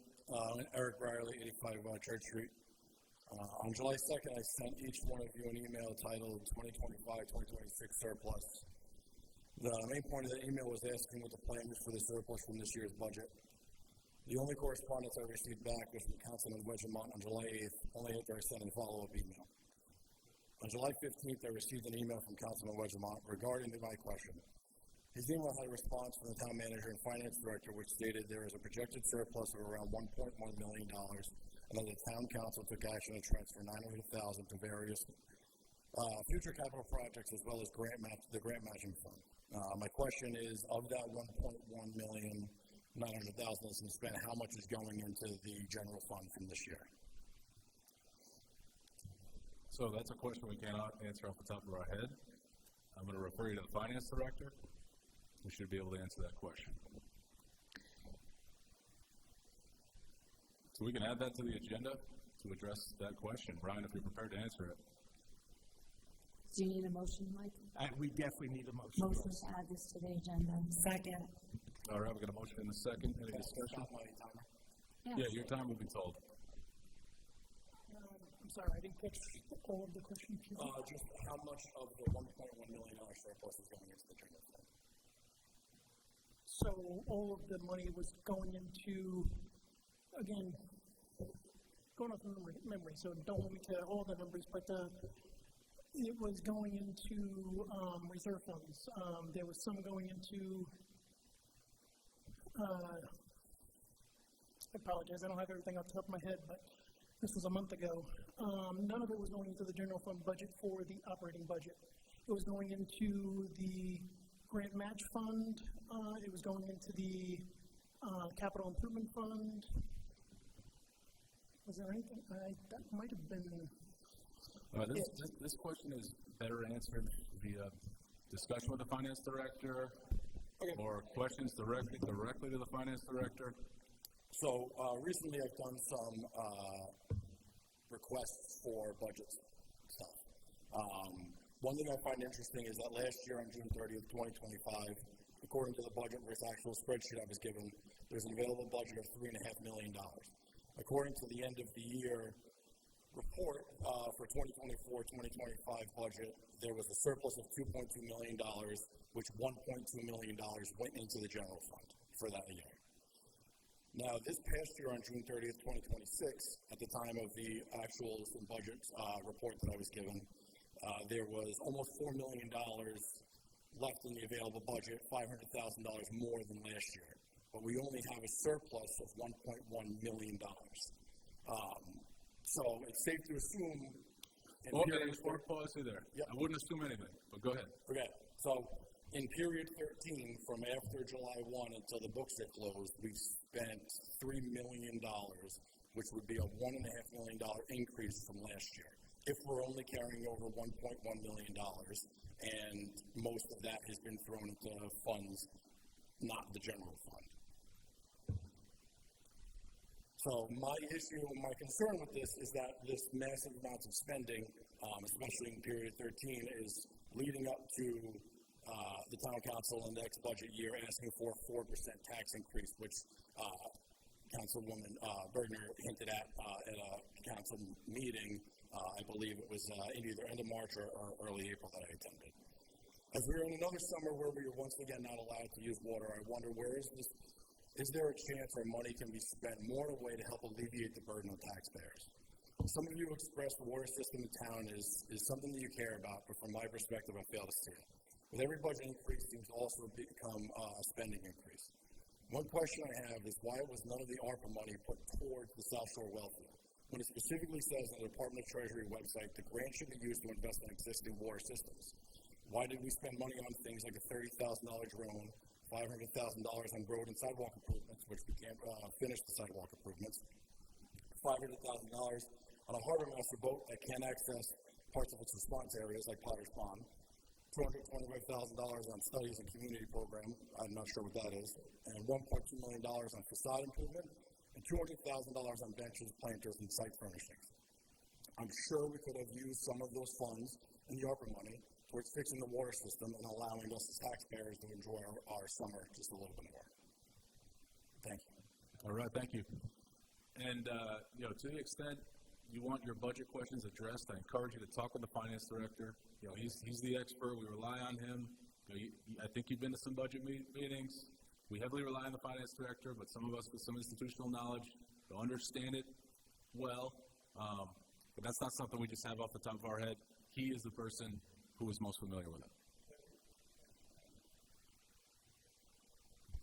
Okay. Anyone else in the audience wish to speak? If so, I'd like to come on up.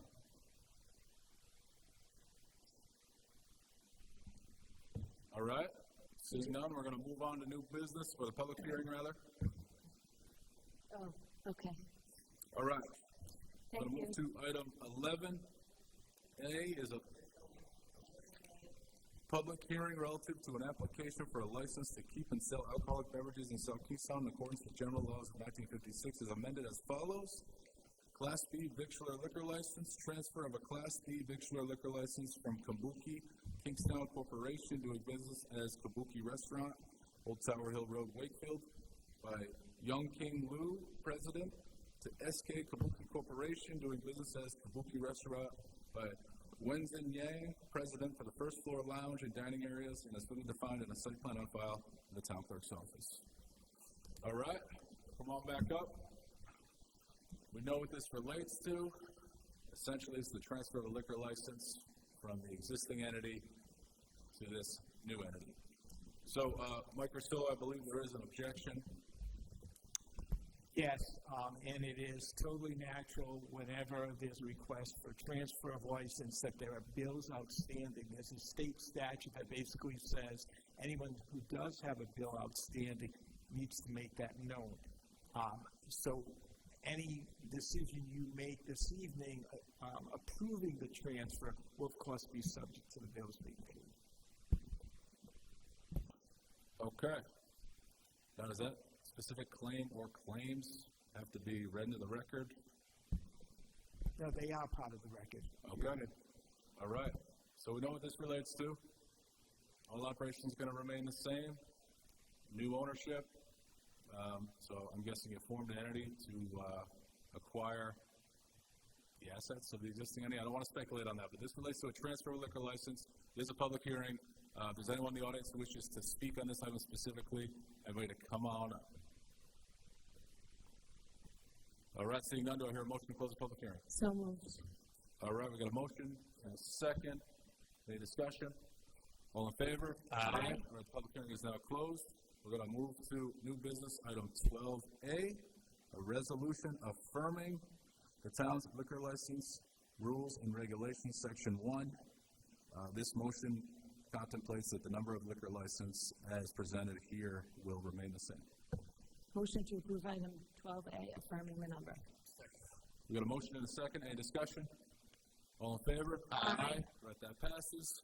Now we're going to move back to the public hearing, item 11A. Do I hear a motion?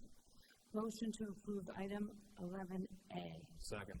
All right, we got a motion and a second. Any discussion? All in favor? Aye. All right, that passes. You two are all set. Good luck.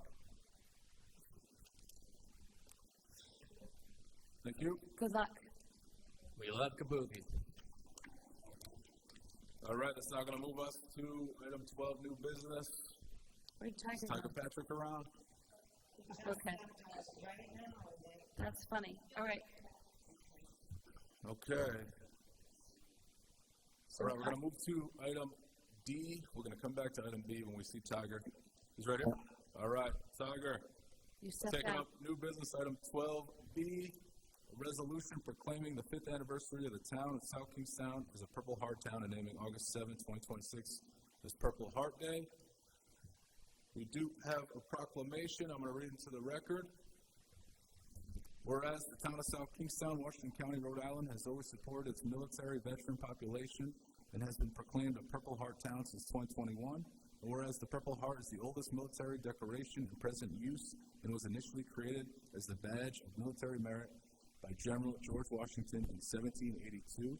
And whereas the Purple Heart was the first American service award or decoration made available to the common soldier and is specifically awarded to members of the United States Armed Forces who have been wounded or paid the ultimate sacrifice in combat with a declared enemy of the United States of America. And whereas the mission of the military order of the Purple Heart is to foster an environment of goodwill among the combat wounded veteran members and their families, promote patriotism, support legislative initiatives, and most importantly, make sure that we never forget. And whereas the state of Rhode Island has a large, highly decorated veteran population, including many Purple Heart recipients, whereas South Kingstown appreciates the sacrifices our Purple Heart recipients made in defending our freedoms and believe it is important that we acknowledge them for their courage and show them the honor and support that they have earned.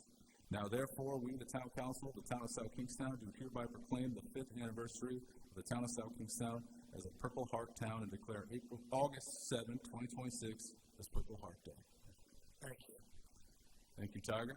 I do want to present this to you. Copy. We're going to go up and take a picture, right? Yeah.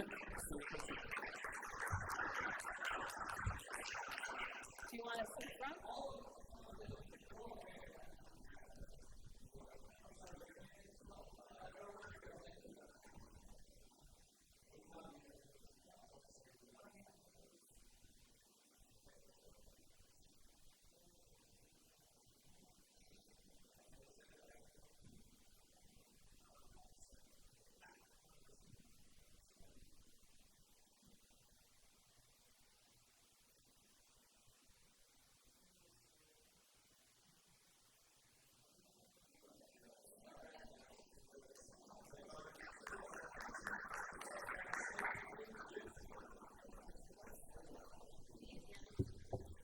All right, you don't have to time me. Thank you so much. Actually, thank you, Emily. During our conversation, when I presented her with the proclamation ask, she called to remind me that actually South Kingstown became a Purple Heart town in 2019. It was part of our plan to get all of the towns aligned along Route 1 and Route 4 that would become the Purple Heart Trail. And we were second, and it's my fault that we were second to North Kingstown to get to be first. Because if you met me, I always do things at the 11th hour. And so I will be the bane of your existence going forward with proclamations, and I'm so sorry about that. But I wanted to, there were 3 amazing women who got us through the finish line. So you have to understand, in 2019, when we got all the towns together in the fall that was going into the 2020 legislation year at the State House to get the proclamation or to get the Purple Heart Trail done, that was COVID. And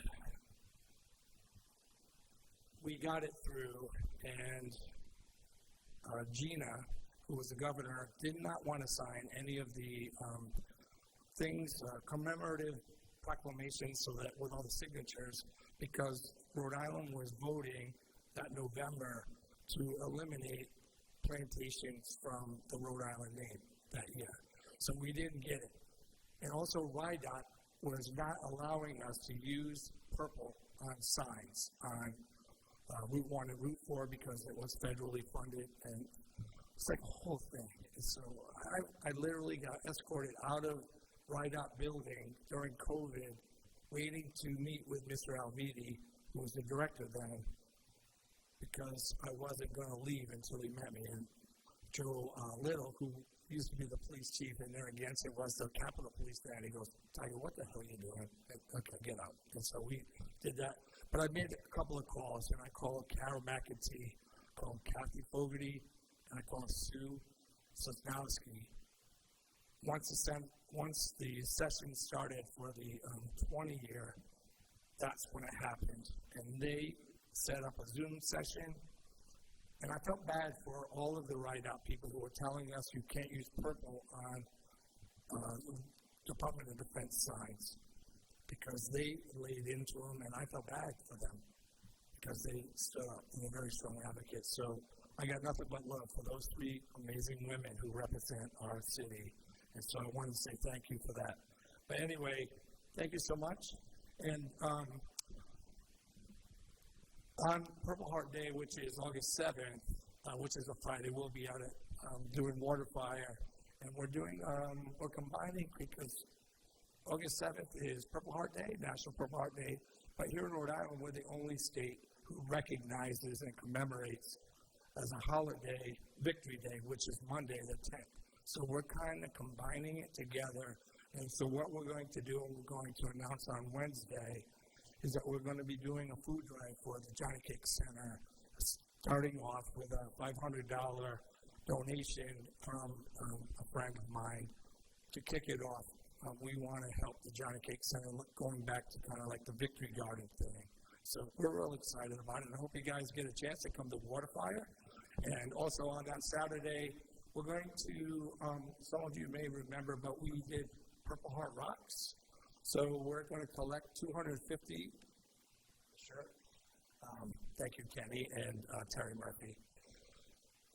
We're going to collect 250 rocks, and we're offering them to be painted by whoever comes to our booth over that weekend. We give them something from Dell's, and still haven't talked to Brickley's, but I'm sure we'll figure out something. But we want to do something and celebrate that, and we want to try to do a whole line, not all the way around the park, you know, the walkway there. We want to do that. But anyway, you all are invited. I'm very happy that you guys did this. Thank you so much. And it's Councilwoman Bergner's birthday, so we should have a cake for her that day. And on the 7th? Yeah, on the 7th. Oh, nice. Friday. Well, we can do it. Oh, and also we told and he was just standing here from, I call it the Old Phil's, but whatever that place is, they do the Birchen Bay. Birchen Bay. They have the beverages available, adult beverages during Waterfire. So I warned them that we would be there for the 7th, that we would be there probably like Vikings, so a lot more beer.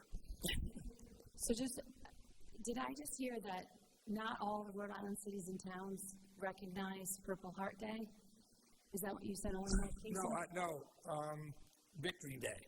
That's on the 10th.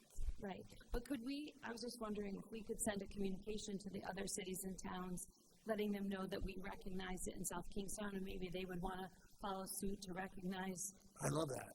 I mean, how do we feel about adding that and directing the clerk, sort of like the traveling resolutions we get? Sure. I mean, it raises awareness. Because she has really nothing else going on to do. So. Sorry, Emily. Before the election, did you get that? I'm sorry, Emily. Did you mind?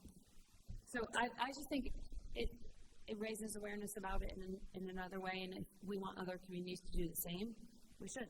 I love that. Thank you so much. And happy almost 29 years old. It's 29 for many, many times. Lots of times. Thank you. Thank you, Tiger. Not 29 times. All right, we do have to take this one up. I hear a motion to approve item B. So moved with. All right, we got a motion and a second. Any discussion? All in favor? Aye. All right, that passes. We're now moving to item D. Wendy? Good evening. All right. Before you are the abatements for Roy Carpenters and Mary Carpenters. They total $317,163.50. Per Town Council approval in June of 2024, we entered into a settlement agreement with Roy Carpenters. The judgment called for splitting the difference between two assessment codes used for the 2021 revaluation for a period of 6 years. Tax years 22, 23, 24, the assessed value for each cottage was arrived at by using the difference between the new reval cottage code and the old pre-reval cottage code, and then adding it back at a 33% difference. For tax years 25, 26, and 27, the assessed value for each cottage was arrived at by using the difference between the new reval cottage code and the old pre-reval cottage code, and then we added that back at a 60% difference. So after tonight, we'll have one more year left in the settlement agreement. So out of that $317,000, Roy Carpenter abatements come in at $278,694.75. The remainder of the resolution is $38,468.75. That's for Mary Carpenters. There were 26 plaintiffs that argued that they should not have been assessed as real estate, and I agreed as I inherited this litigation from previous assessors. So last year and this year, we valued all the trailers at Mary's uniformly. If they're not registered, they're taxed as personal property, and they're valued how we would value when we used to have the motor vehicle roll through J.D. Powers, highest and best use for NADA. If they're registered, they're removed from the tax roll per state statute 44-3-2.2, which states, and I'll read it, no city or town shall assess any tax under Chapter 5 of this title on any vehicle or trailer that is registered under Chapter 3 of Title 31. Any vehicle or trailer that is not registered under Chapter 3 of Title 31 shall be assessed by a city or town in the same manner as other tangible personal property. So that's what we're doing down there. So this is just, we were waiting for the consent judgment to be signed. It's signed, and we're here today for Mary's. All right, thank you, Wendy. Any questions? Any questions from council members? This is the last or second to the last year for this? Fifth year. So next year we'll have one more settlement, and then we have our statistical reval, and then in theory brought up to full market value. And it'll also be, aside from the consent agreement and the settlement, it's also been sold in the meantime. That's going to affect there them going was forward. Something recorded that's in my bucket for a year-end to review, but it's not really my radar right now since I'm, once the tax rolls out, we're trying to get credits, and we're working on elderly right now, but that will come into play, but I'm not sure what we're going to do with it yet. Thank you. All right, any other questions from council members? Motion to approve item 12D. Second. All right, we have a motion and a second. Any discussion? All in favor? Aye. All right, that passes. Thank you, Wendy. It's going to move us to item E. Jim, Danny, go ahead. So item E is a request by the town council authorize us to execute a memorandum of agreement with the IAFF, International Association of Firefighters. So what this pertains to, Craig, please. So what this pertains to is a new shift that we are proposing. It's going to be a 12-hour shift, 7A, 7P. Luke will go over some of it. Craig will go over some of the particulars too. But our goal, once we got the new station up and running, was to have 3 rescues running full-time. We had some personnel challenges about hiring. We had to hire more people to do this. This is the first step to a 24/7 3 rescues in our town. We have the one at the police station. We have one at the old police station, Public Services. We have one there, and we have obviously the jewel in the crown down in Perryville, the new one. So this would allow us to get 3 rescues on for at least the third one in that 12-hour period that will be critical in that 7A, 7P, a peak hour rescue. So I'll turn over to Luke. Luke did a lot of work on it, and Craig can go over any particulars on how many we've hired and what the hours will be and so forth. Thanks, Jim. So as the manager said, we all know the need, and certainly can have the chief come up and tell you, reiterate a little bit more of that. But hence the reason that we built Station 3, which has become operational. We've moved our full-time staff over to that station. So this is a plan for a bridge. We always knew that we were going to have to staff up. We always knew we wanted to increase level of service. That was the reason for the station and the hires over the past few years.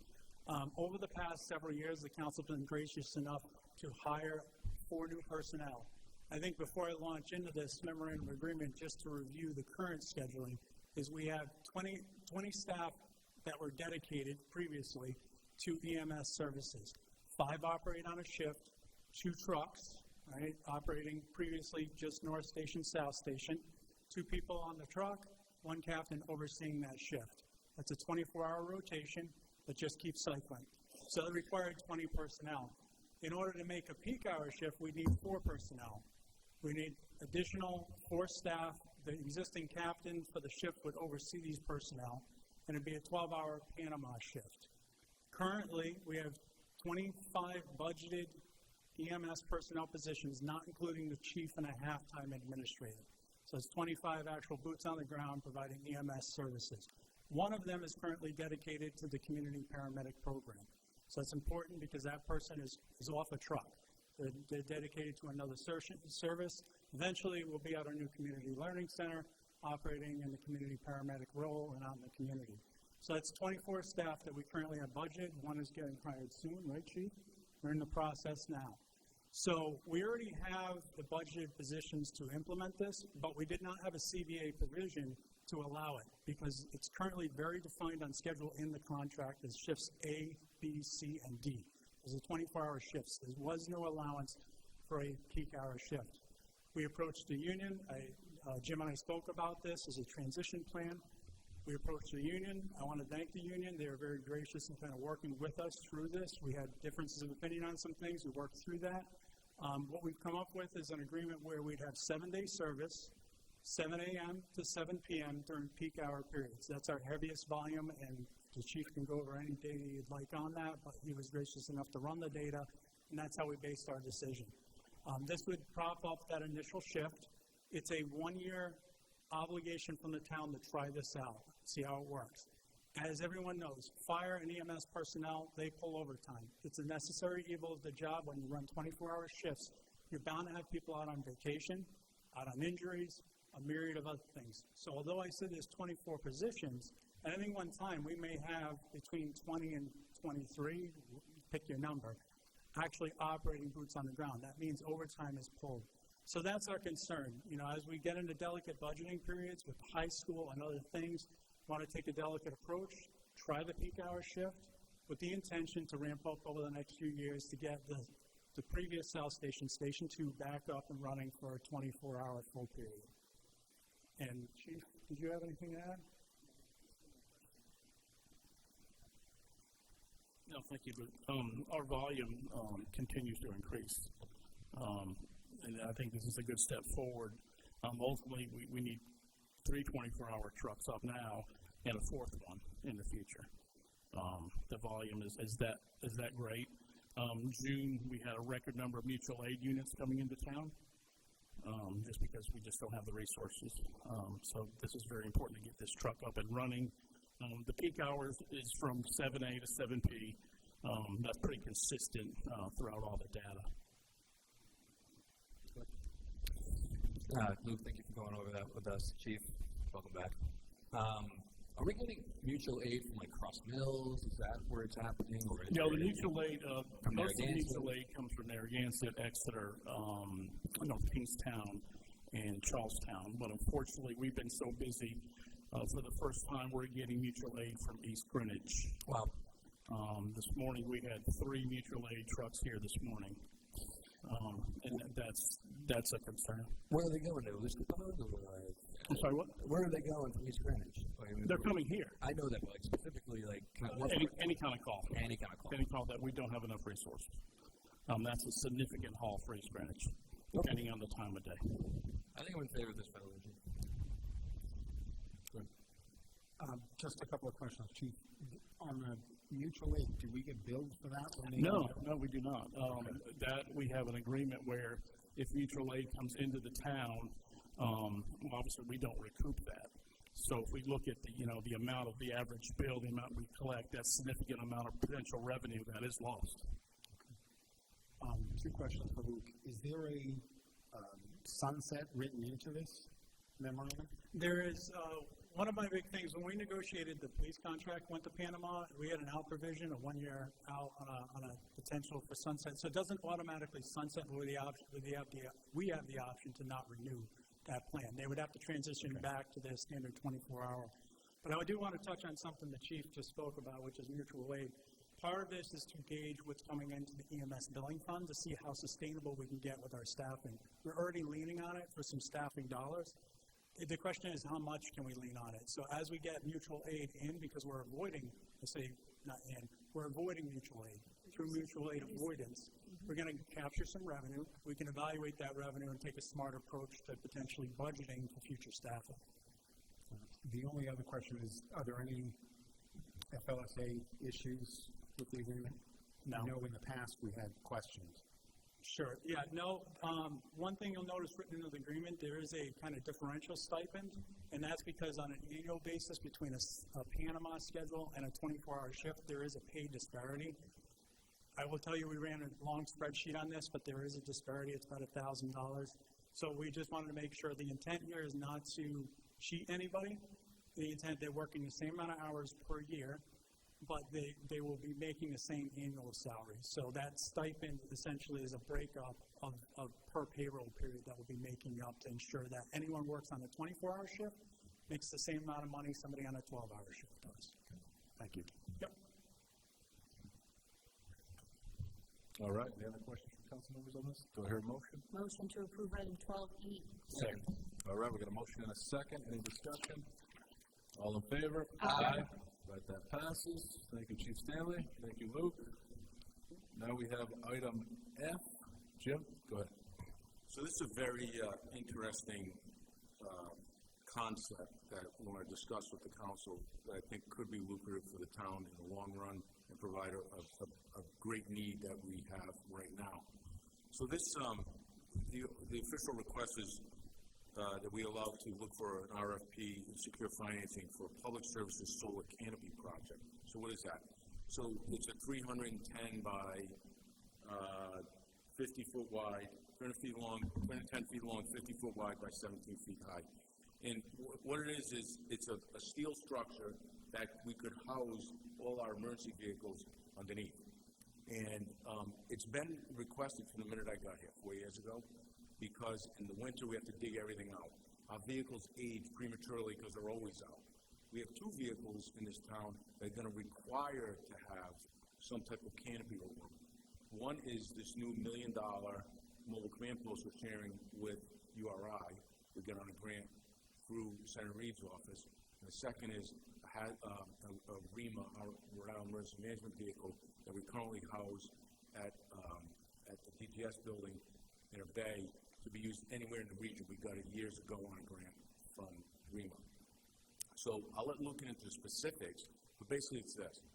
This building, we didn't propose in the past because it's not cheap, right? So about $1.5 million. But by putting a solar canopy on it all the way around, I see Mike Gagg is smiling right there.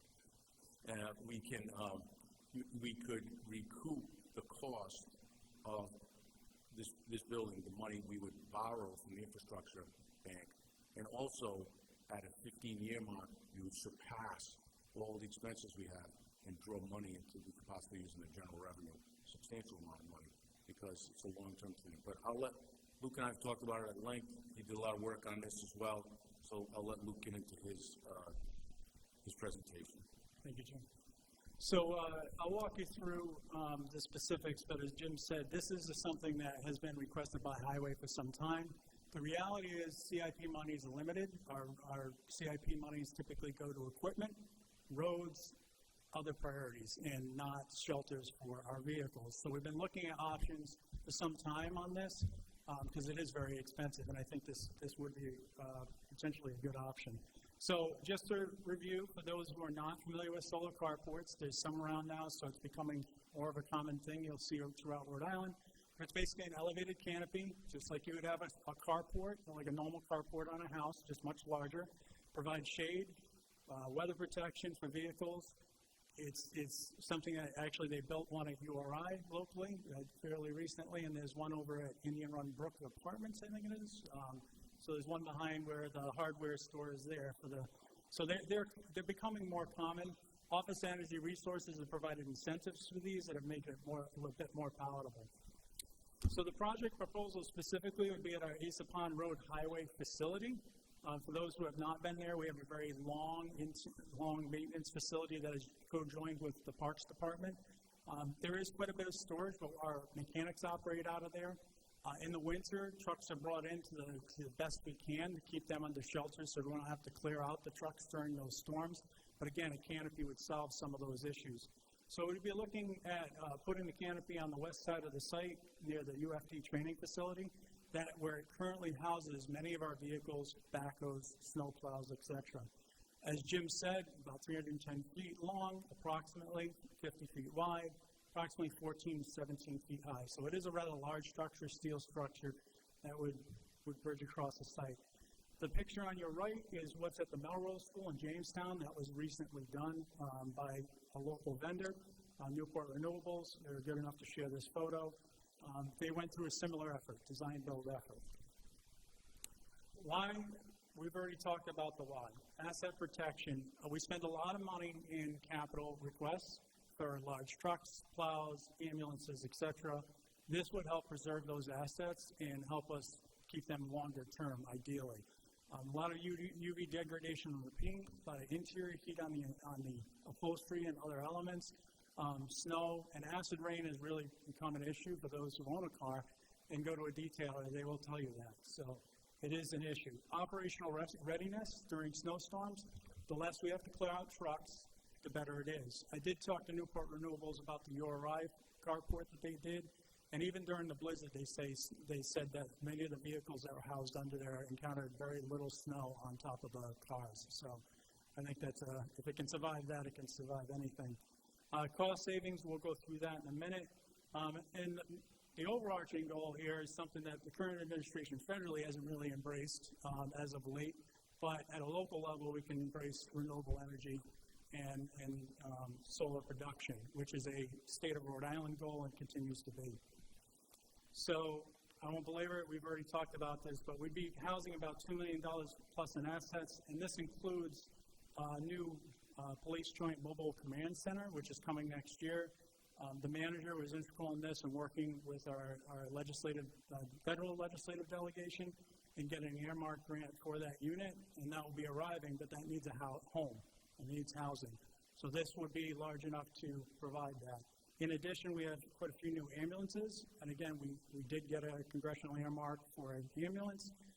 This would also provide housing for some of our extra ambulances. I say extra because we're rotating them. You don't want to have all your ambulances go down at one time, because then you have to replace them at all one time. So we're working on a plan that rotates in some of our older units with our newer units. While those older units sit, where the newer units sit, they got to be housed somewhere. We're looking at this facility to put them. So how does this work?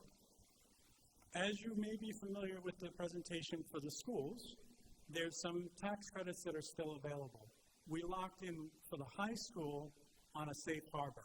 You authorized 5% of the project. That was one way to put the foot in the door. That is now passed. So the only way to get these incentives through the federal government is to complete the project by the end of next year. Backtracking schedule, it's aggressive. I've talked to Newport Renewables. They've been good in helping us, but I've been very clear with them that this would have to go to open RFP for a vendor. They've helped because they're a local community partner and they know the business. But they also know these incentives, and they will expire, so we need to get moving if we want to get moving on this project. So we would be eligible for up to $580,000 on this project. That's first-in money after the project's complete, and a $30,000 utility upgrade credit. In addition, we've spoken to the Infrastructure Bank. Brian and I had a meeting. You're welcome to bring Brian up as well to talk about specifics of that meeting and our meeting with PFM about financing, because we know that we didn't really want this to be on the taxpayers. Again, this was intent was to be kind of a self-funded project. The Infrastructure Bank has a clean energy fund specifically for these types of projects, solar roof, solar carports, and they offer loans at 33% below market rate. So that's a pretty good deal. So where you'd normally be paying 3.5% to 4%, you're paying about 2.5% to 3%. We did look at that. We had them run some numbers. Rhode Island Energy, through the Renewable Energy Growth Program, essentially buys the energy that you produce. It's a program where they have to, required by state law, to buy from municipalities and other projects electricity. And what they do is they lock in 20-year agreements with a municipality like ours for a guaranteed tariff. It's called a feed-in tariff. You have to be selected through an application process, which we will go through if we move forward with this. But if we get that feed-in tariff, and we've run some conservative numbers, we'd essentially be cash flow positive and not have to spend a dime of taxpayer dollar for this carport. So in the end, I think it's a pretty good deal. Some of these numbers are in the backup that I gave you from the Infrastructure Bank, as well as Newport Renewables on the projections on the feed-in tariff. They did run them on pretty conservative numbers, and I'll go through them in a second. So what we're proposing is a 15-year loan term. RIB did provide numbers at 20-year, but quite honestly, the payoff's greater at 15 years, and we want to get out of debt sooner. It brings the ultimate payoff after 20 years, cash flow positive from $600,000 to $800,000. So that's plus, that's not negative. And it provides a shorter term. So there's no reason not to do a 15-year term. I'm going to ask about financing, but I don't know how much more you have. Sure, yeah. I'll try to get through it. You can ask your questions.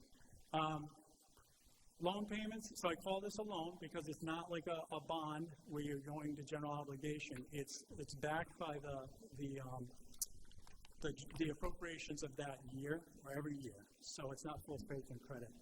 But the financing overview, what you see here, I know it's small.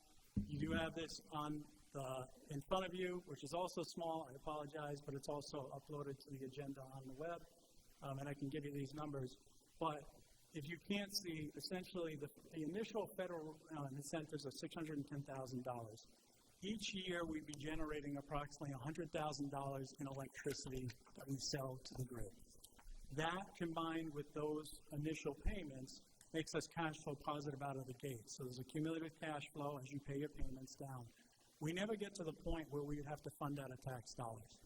Essentially, money would go into a separate fund for the incentives, and the money that we initially borrow and pay for, that feed-in tariff will feed that fund to pay the debt service on what we take on the loan from the bank.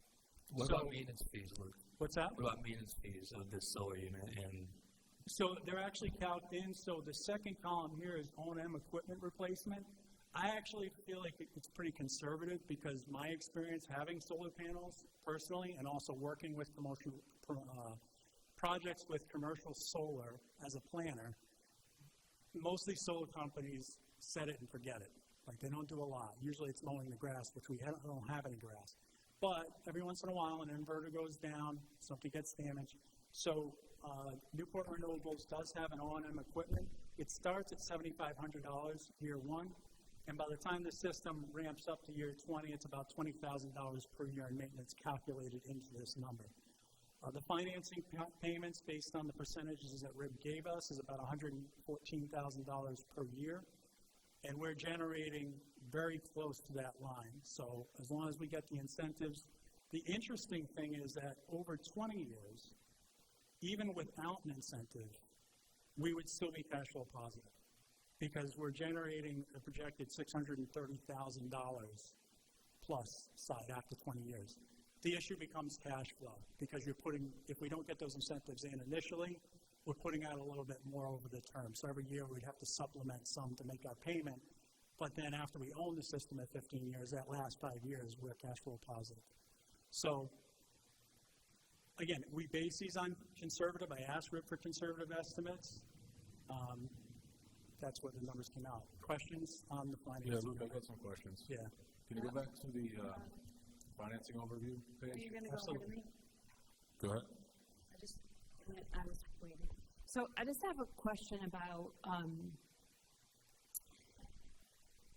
we have an undesignated fund. Like in my head, I'm thinking, why wouldn't the undesignated fund of the town serve as the bank, right? Instead of going to the infrastructure bank when we have 17 million, why wouldn't we lend ourselves the money and then pay off back? Like, is there a reason why we would go outside when we have the money and we could pay with the town's money? I'm just. I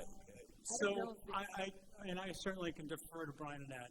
My perspective on it is it's kind of like a home equity line. Sometimes it's such a low percentage to borrow at. It's the why tie up your cash flow because you never know when you're going to have an emergency expense or want to fund another type of project that doesn't have available funding. So we hear that all the time. Well, we might have another expense. Well, we know that fund is very high, right? And you're saying now if we borrow 1.5, when it gets completed, we're going to basically be able to pay ourselves back $600,000. So we would be instantly replenishing it. I'm not saying I want to do it. I'm just in my head thinking, when we have $17 million in an undesignated fund, is there any advantage to not using the infrastructure and using our own money and paying ourselves? What are your other thoughts? It would Whatever probably it is. negatively affect the bond rating and potentially increase the interest rate on the outstanding bonds related to the high school. I we take doubt a it. cash pull of about $2 million. Yeah, I can't answer what impact taking 1.5, 1.8 million out of undesignated would do to our. Well, it's taking it out for 18 months before we pull the next bond anyway, and you get the 600. I'm not saying to do it. I'm just in my head thinking, is there any advantage to giving us back the 2%? Never going to the infrastructure bank and just using our own money and then paying ourselves back. So mechanically, you can. Technically, you can. Unless I'm wrong, there's no preclusion on the council weighing in on that. That's a policy decision. From the way we were looking at it, from our perspective, is not just emergencies, but let's say we have a lot banked in affordable housing, like I will be coming to you for demolition of the schools and other things. Like there may be other things that you may want to put that money into. So I don't know. Again, these are all policy decisions that you'd have to make. Maybe Brian could answer. Is there any negative if we functioned as our own lender and paid ourselves back? I mean, it's just that I hear very often people go, oh, the bond rating, oh, this, oh, that. And then we're still coming up with others. It's not depleting the undesignated fund. It's borrowing from it for 18 months, paying half of it back already. I don't know. I'm just in my head wondering what the negative is. So it's something. It's a viable option. It's something that can be done.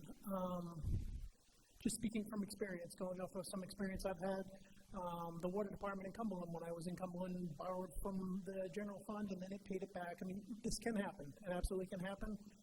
I think the drawback or why you're not seeing that as a recommendation at this time is just, again, in terms of flexibility.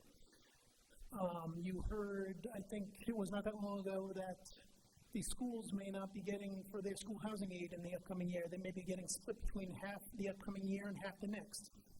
If that's something the state continues in the coming years, when we're expecting to get 10 million back and we get 5 million, we're going to need to lean on that until we get the balance of our housing aid from the state.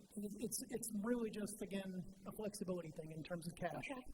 I'm just there's a lot of money in that fund. Why, this isn't a huge, it's not a $15 million well where we're depleting it. You know, that Green Hill wells, it's a $1 million loan out. The only other thing I would add, in terms of the fund balance, we have been staying relatively constant. We should be landing around there. I will say, or just throw in, that percentage is going down because the operating budget is certainly going up. So even though the fund balance overall, the number is staying relatively level, it went up slightly, that percentage is coming down with as our operating budget does increase. I agree, but I think we're still at the top end of the GFO standards. And if it helps, tonight really what I'm looking for is approval to put in the application and secure the financing, right? But I have asked these questions of Bill Fazioli over at the bank, which is, just because we're approved, do we have to take the money? The answer was no.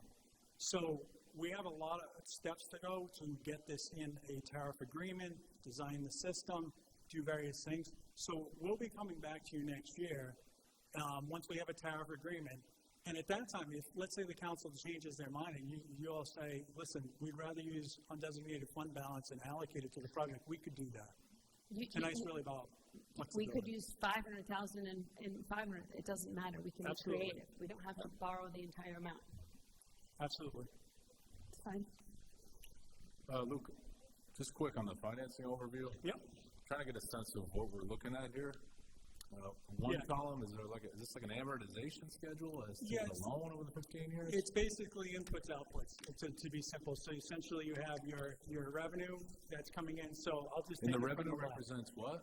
So your FIT revenue is feed-in tariff. So that's the money that we make from National Grid that they pay us every month because we're generating electricity. So they've done a calculation based on our area of panels, what they should generate with the sun angle, all of that, times an assumed kilowatt hour, which is a conservative rate because we don't know what we're going to get on a big round. It's at 28 cents per kilowatt hour. So they multiply that times our production, and they estimate how much we'll generate in revenue per month, per year, over the 20-year span. So that's your left-hand column. Next column over is your O&M, the operation and maintenance of the system. So that's assumed that we're going to go after and repair something on these systems over the years. So that's a negative. That's a deduct.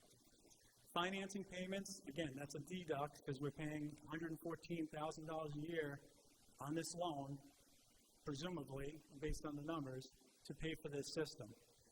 If you go over multiple columns, is PV generation, which I admit shouldn't be on this chart. It was the way it was given to me.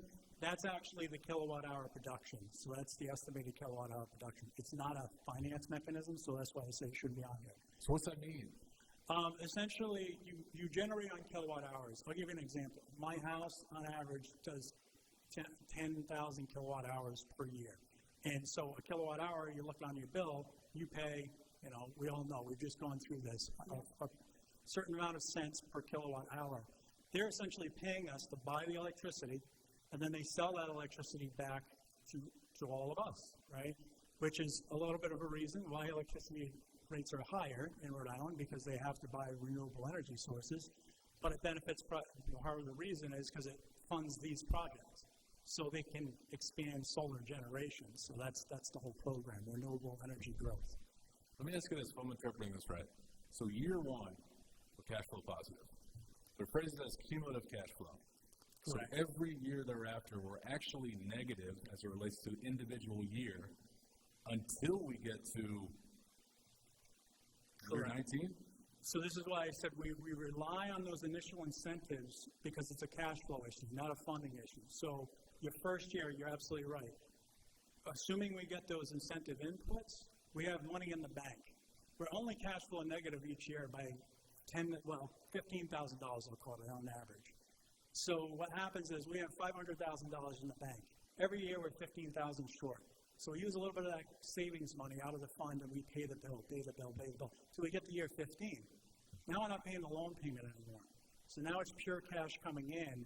And what I'm saying is at the year 15, we still have money in that fund of $212,000 because we haven't expended all those savings that we had from the initial incentives. So then we're building until year 20. So that's where you see the $632,000, because after 20 years, we've already owned the system. And it keeps generating. 20 years is not a life cycle of a solar panel. usually upwards of So well, let me ask you this: assuming at some point, let's say, assuming the equipment replacement cost is capped out at $20,000 on any year in the future, theoretically, after year 19, we should make $180,000 at minimum each year thereafter. And if the panels fail, what I asked Newport Renewables is to price a canopy with a solid roof. So there's two ways you can do it. You can do it just the solar panels, create the roof structure, or you can put a solid roof on there and put the panels on top of the solid roof. The reason I did that is because you can remove the panels if you never want to put panels back, and you still have a carpet. Right. All right, you didn't answer the question. I'm sorry. What was the actual specific question? All right, here's my question. I'm going to be as specific as I can.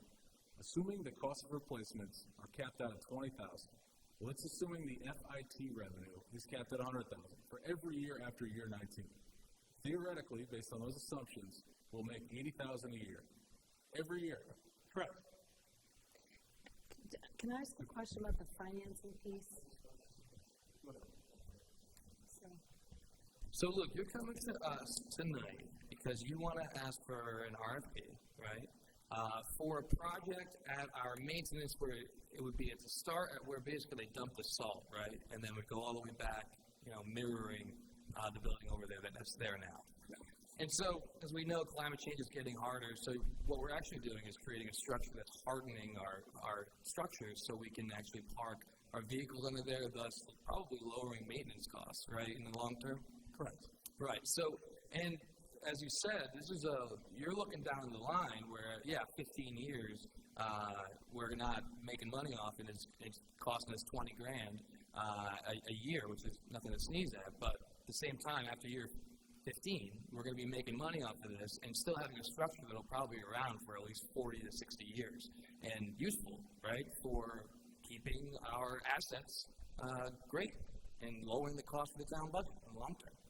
Yeah, just to clarify, and you're absolutely right on all that, just to clarify, the $20,000 you referenced putting in, like the town's not putting that in, the project is. So that we're using the money that's coming in for cash flow towards that. So there's no taxpayer dollars will be used to fund this canopy. That's what this whole thing is premised on. Well, I guess if you have a green project with a solar canopy, hardening our structure so they can survive more storms, that's going to be making us money in the long term, keep sending us projects like this. I think this is a good idea. If I can ask a couple of questions. On screen 9, you had an interest rate of 2.26. In the agenda, it references up to 4%. Yeah, so again, flexibility, and I'm going to come back, but what I didn't want to do is lock in 2.26%. I go, and the infrastructure bank comes back, and I don't expect it to go to 4%. And I'm fine if you want to lower it on the resolution. The idea is I didn't have to come back and say, well, it's at 3%, but the numbers still work. Yeah. I will say that this isn't the first time you'll see me on this issue. There's going to be not only the RFP, but we will come back after the tariff, and you'll have the final weigh-in on, okay, do we want to go forward or not? And that's fine. I just wanted to resolve Yeah, I wrote this, the 1.8 and the 4% was maximum flexibility to get the agreement in place. Jay made a reference to 40 to 60 years for the structure. I'd like to distinguish. What's the shelf life for the panels themselves? Panels typically in the commercial market, like these are 25 to 30 years. I will tell you in the planning world, when I was working with solar developers, most of them would always get a 25-year agreement plus 2 5-year extensions because the expectation it was going to last 30 to 35 years. They do degrade over time, though. You will notice in the numbers on the solar production, they've accounted for that. Every year you lose a little bit on the panels. So they do account for that in the numbers that the generation will go down by a percentage. So even though the chart stops at the 20th year, is an expectation that we're going to continue to earn money well after that. That's correct. Thanks. Back to the financing. So I just want to understand maybe I misunderstood the process. So you're going to borrow maybe $1.5 million and we may get $600,000 in incentives back. Maybe I misunderstood. I thought you would instantly pay down the 1.5 to reduce the entire thing. So But that's not, but then you said something later, you're gonna put that in the thing, and you're gonna only take out, we're only $14,000 short, and we're gonna, so what did I hear? It's a good point, and I'll try to explain it best I can. So, because this came up, and I spoke to Brian about this too. So I mentioned cash flow. So the idea is that, yes, once we get approval, and let's say we get that check, system's up, we get a check in the mail, and $580,000 plus a 30, whatever. There's a couple ways to approach it. One is you just pay down the debt, and you pay less per month, and that totally works. It's great. The issue is that your monthly payments don't go down that much. So I'm only generating X, and I've got Y to pay. I'm still going to end up with a little bit of a cash flow deficit per month. That then requires input from taxpayer dollars to pay that debt service payment. So my thought and approach in talking to Brian was, you put that money in a separate fund. We could certainly use a portion of that to pay down the debt, so we have a lower. There's going to be a balance point. This is financial planning. You want to hit that sweet spot where you can pay it down enough, but still have enough cash flow to fund the yearly payments on it without having taxpayer inflow. Does that make sense? Yeah, in my own head, I would maybe operate my household differently. So I know this isn't my household, this is the town. So I was just curious what the process would be. I think many people would wonder, if you get that $600,000, why wouldn't you instantly pay down the debt? So that's why I asked And I'd the love question. to, if we're at a point, let's say year 2, where we're making that debt payment and we think we're generating enough to cover the full payment, and let's say we have an excess $500,000, there's no prepayment penalty. So we can put that down on the loan, and that'll come right off the top. So I think that's where we rely on our finance director and our deputy finance director to pay attention to the numbers and make a good recommendation once this thing's operational. If I didn't ask the question now, I wouldn't know to ask that question in 18 months or 2 years. So that's why, Great question. Many people would do it differently, so I just was curious how it's done in a municipality. So I trust Brian's opinion to make that best judgment about where to go. That's the award-winning finance department, right? It is. Hey, Luke, quick question. Useful life on a physical structure? So that one's a little different. That structure, it's all steel and it's extremely heavy. The foundations are going to go down. I mean, they're typically like 24 inches on the 2 footings and whatnot. I would estimate 50 to 75 years. The roof, typically corrugated, later duty would probably be more in the 30-year time frame. But the steel structure itself, as long as we paint it and preserve it, which is why we have money built in, should last a long time. Okay. Motion to approve item 12F. Second. All right, we got a motion and a second. Any discussion? All in favor? Aye. All right, that passes. Thank you, Luke. Thank you, Brian. It's going to move us to item G. Luke, what do we have here? Jim, do you want to give an intro on this one? No? You good? Okay, we'll move right into this. So, True North. So I've been working with, I want to just give credit where credit's due, because the CLC has been a team effort on all fronts. You heard about it earlier tonight. I've been dealing at a high level, overseeing the project manager, making key decisions with the manager, and making sure that we're talking constantly. Laurel deals with the grant, and Karen Leahy, as well as Mark Russo, the facilities director. It's a true team effort to get this thing done. We're nearing the finish line. The ribbon cutting event is approaching, and so lots of work happening, and I do encourage you to all attend, because it is pretty amazing what they're doing. You will not see the difference between the historic and the new once it's all done. It's amazing the wooden work that they have done. What I have for you tonight is a amendment to True North Civil's contract.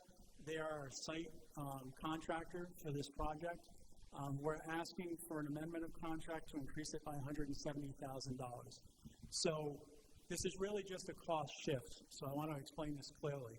We had current CIP reserve dollars in 2 buckets. One was for a roof replacement for $130,000. That was already in the bucket. Roof was more than $130,000. It was like $330,000. We managed, under the project grant that we have through the Pandemic Recovery Office, to pay for the roof. So the roof came at $0 for the town. In addition, we had $40,000 in capital reserve, so those 2 make $170,000. already designated to pave the parking lot, improve the parking lot. We have managed over time to keep increasing our grant allocations, which is great. It means that the state has full faith that we're going to get what we say to done.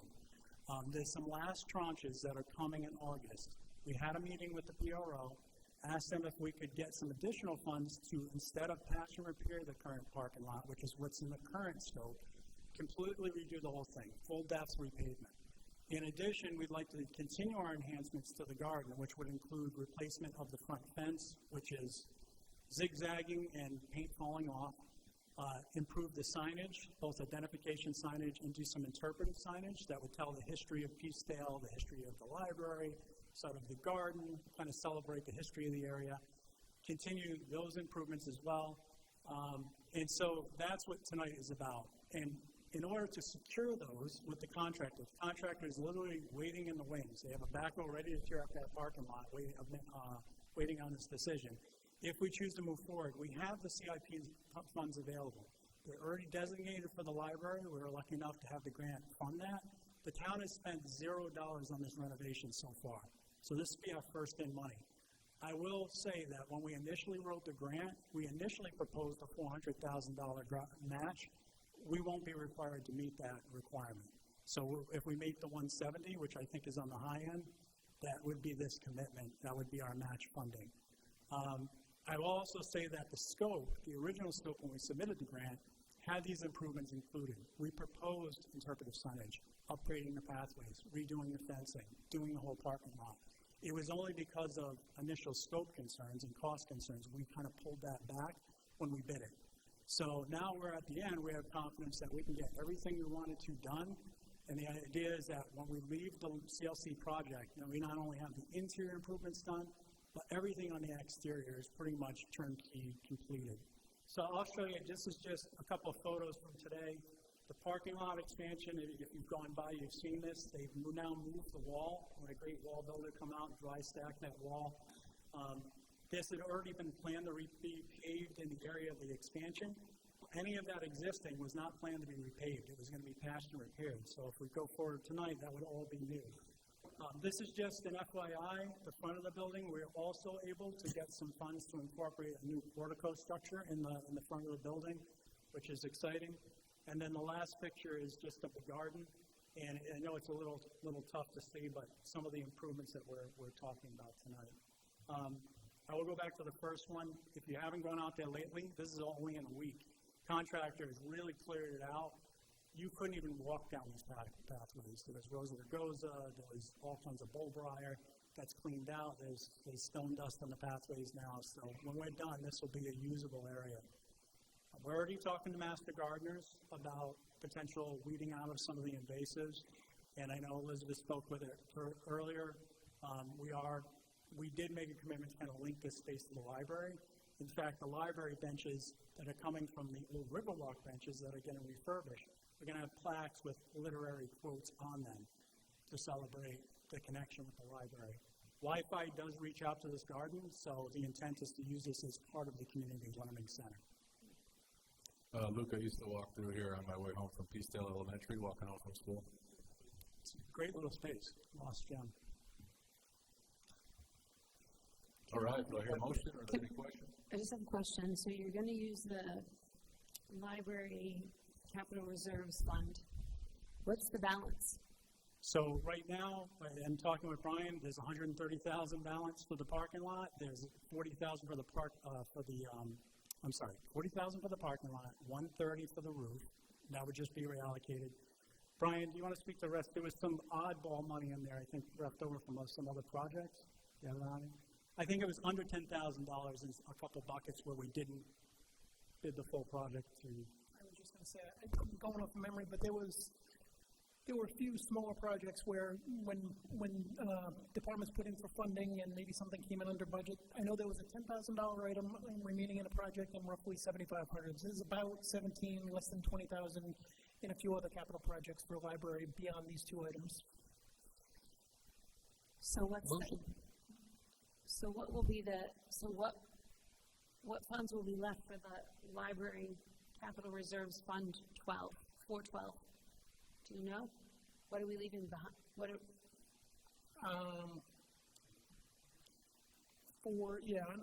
Under 20,000, I believe. I don't have that off the top of my head.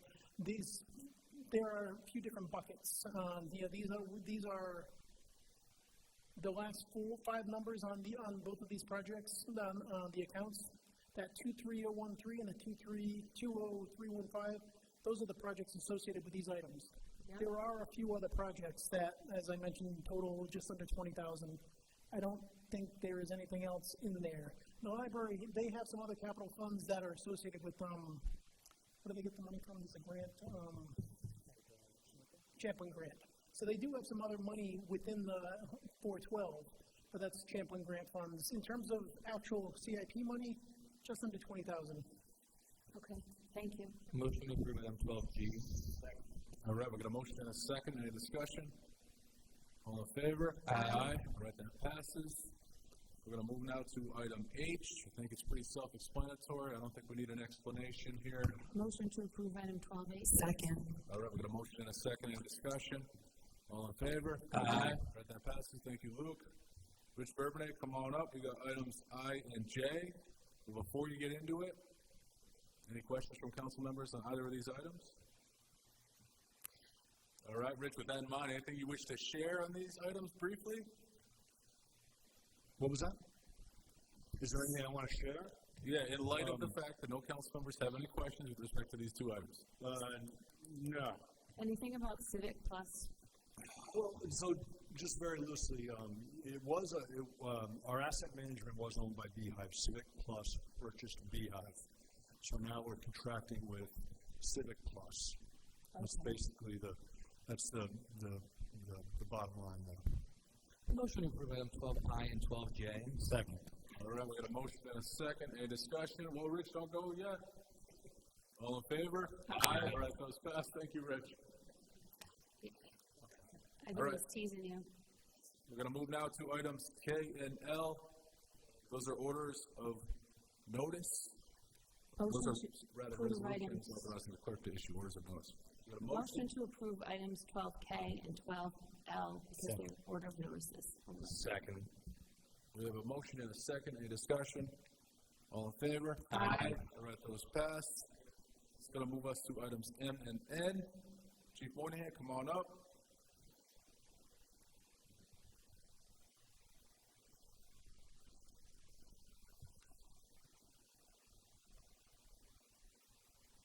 Good evening. Any questions on this?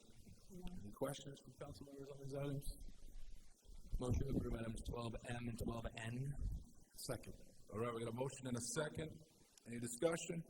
Let me just ask a few here.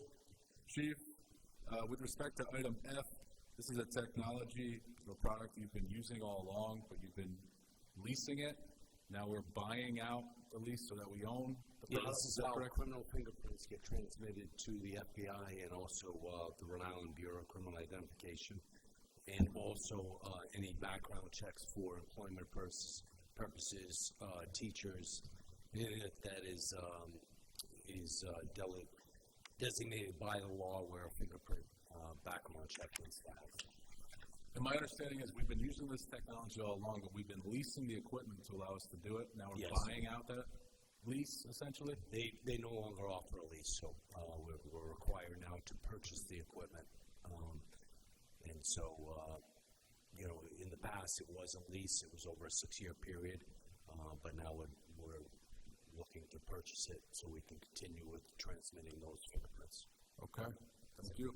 So we're buying the current one that we have? No, we'll be getting a brand new one. We're buying a brand new one. The lease machine will go back, and then we'll replace it with a new one. Okay. All right, any other questions? It's not questions. Quick comment. 12N is the Wakefield Fire Station Family Day event on Saturday, August 8th, 2026. It's a lot of fun. So just one correction on that is a typo. It's going to be Meadow Street, not Melrose Street. So it's Meadow between. All right. Yeah. Correct? Should we amend that, Mike Ursillo? And that was my mistake when I filled it out. For the approval, you can just approve it as amended with Meadow Street. So moved.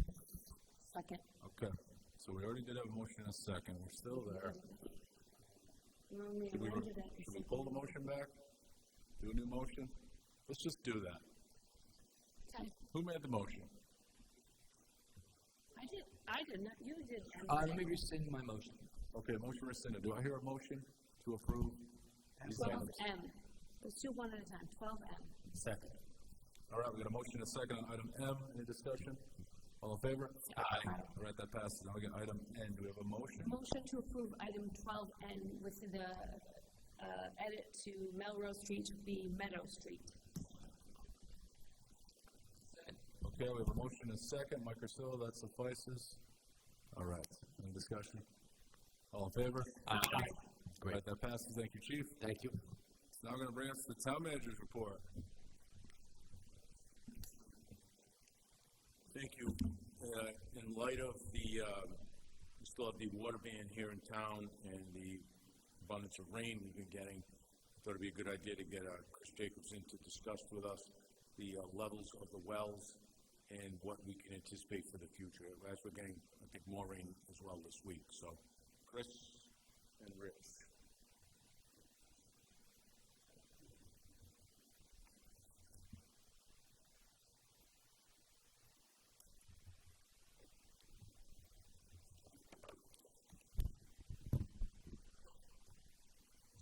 Good evening. So we did get some rain. We need sustained rain.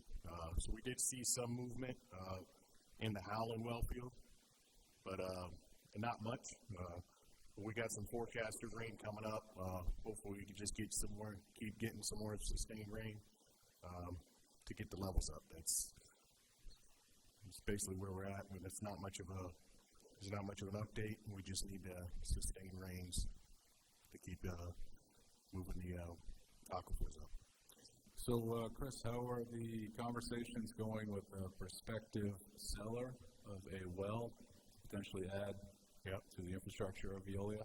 So we've got scheduled the geophysicals. They're coming up next month. We can look from there to determine where we can put some test wells. So we're moving fast on that, but we're just going to have to, it's going to take a little bit of time, but we are moving on that. So geophysicals, once those are done, will give us an idea of where the best place to drill for our test wells. Okay. Hey, Chris. So, we got some rain. We need more rain. Yeah. And we're looking for more wells. Mm-hmm. Is there any sort of information you can give us metrically about the 7 wells? Did they go up 2 inches or a centimeter or anything like that? Suppose it's anecdotal. Yep. So as of the 22nd, we did our last measurements.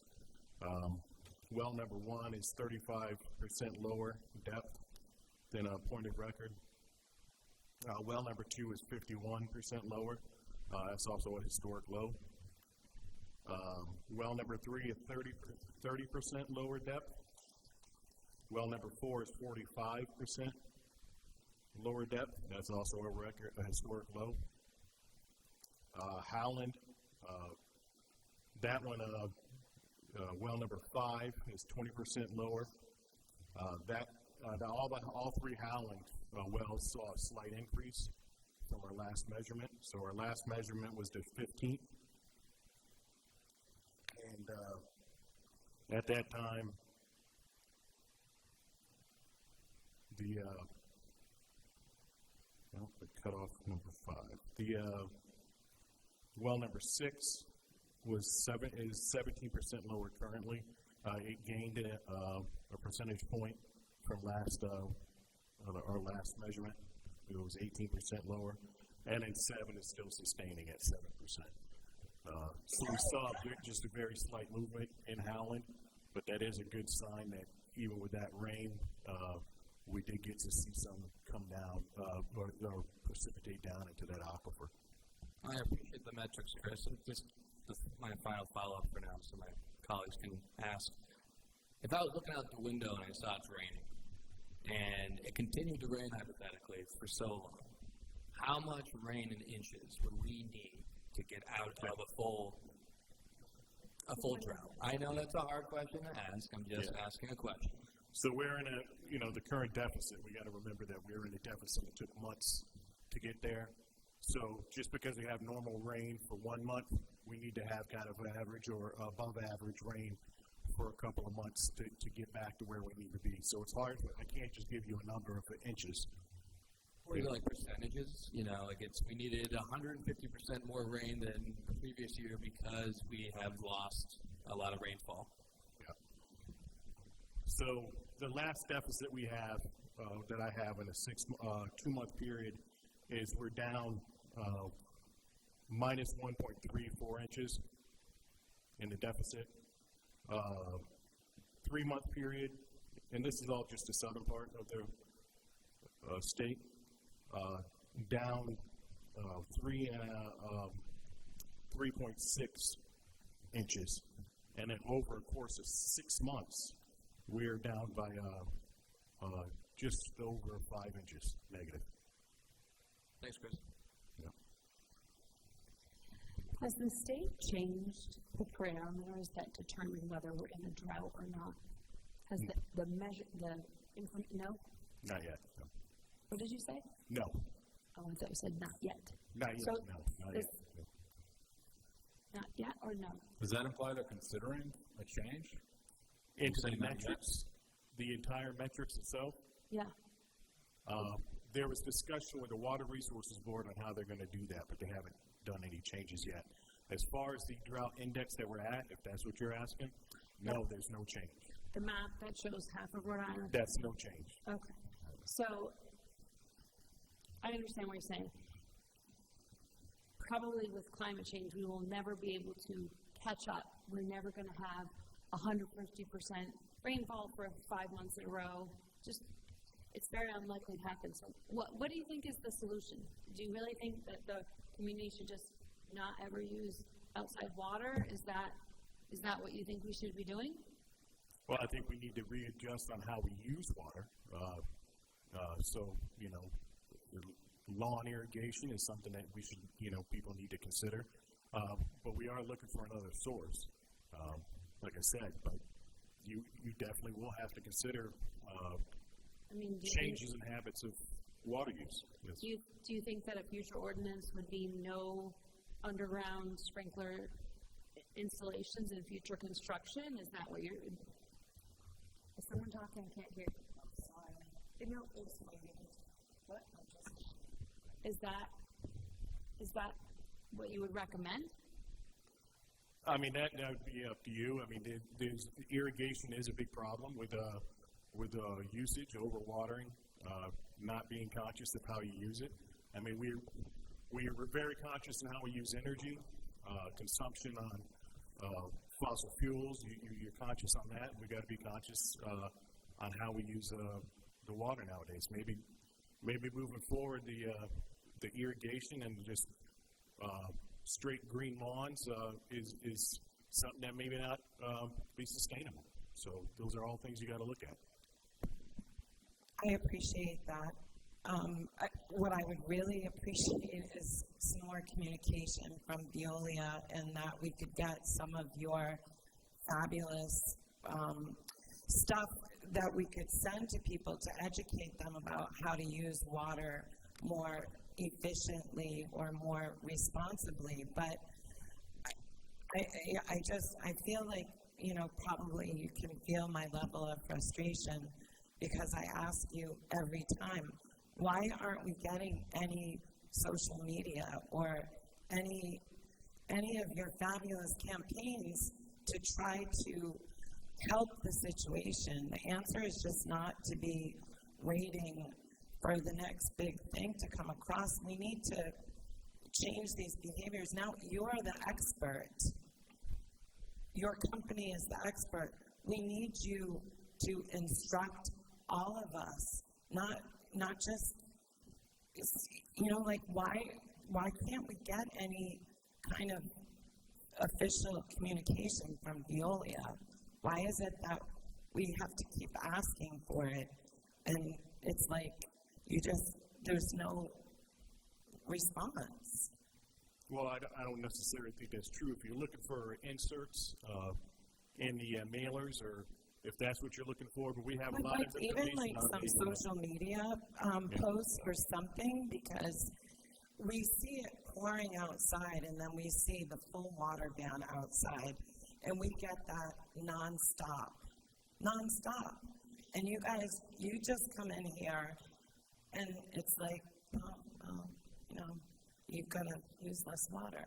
Like, give us something. Did you talk to the PUC? Are we gonna get rain barrels? Last time we asked for some information on that. It's just really frustrating, Chris. Understood. Chris, I got some questions. I want to ask you about the water ban. So it went into effect on or around July 1. Now it's July 27. Has it been effective? And number one, less water usage. And number two, allowing some of this water to replenish in the wells.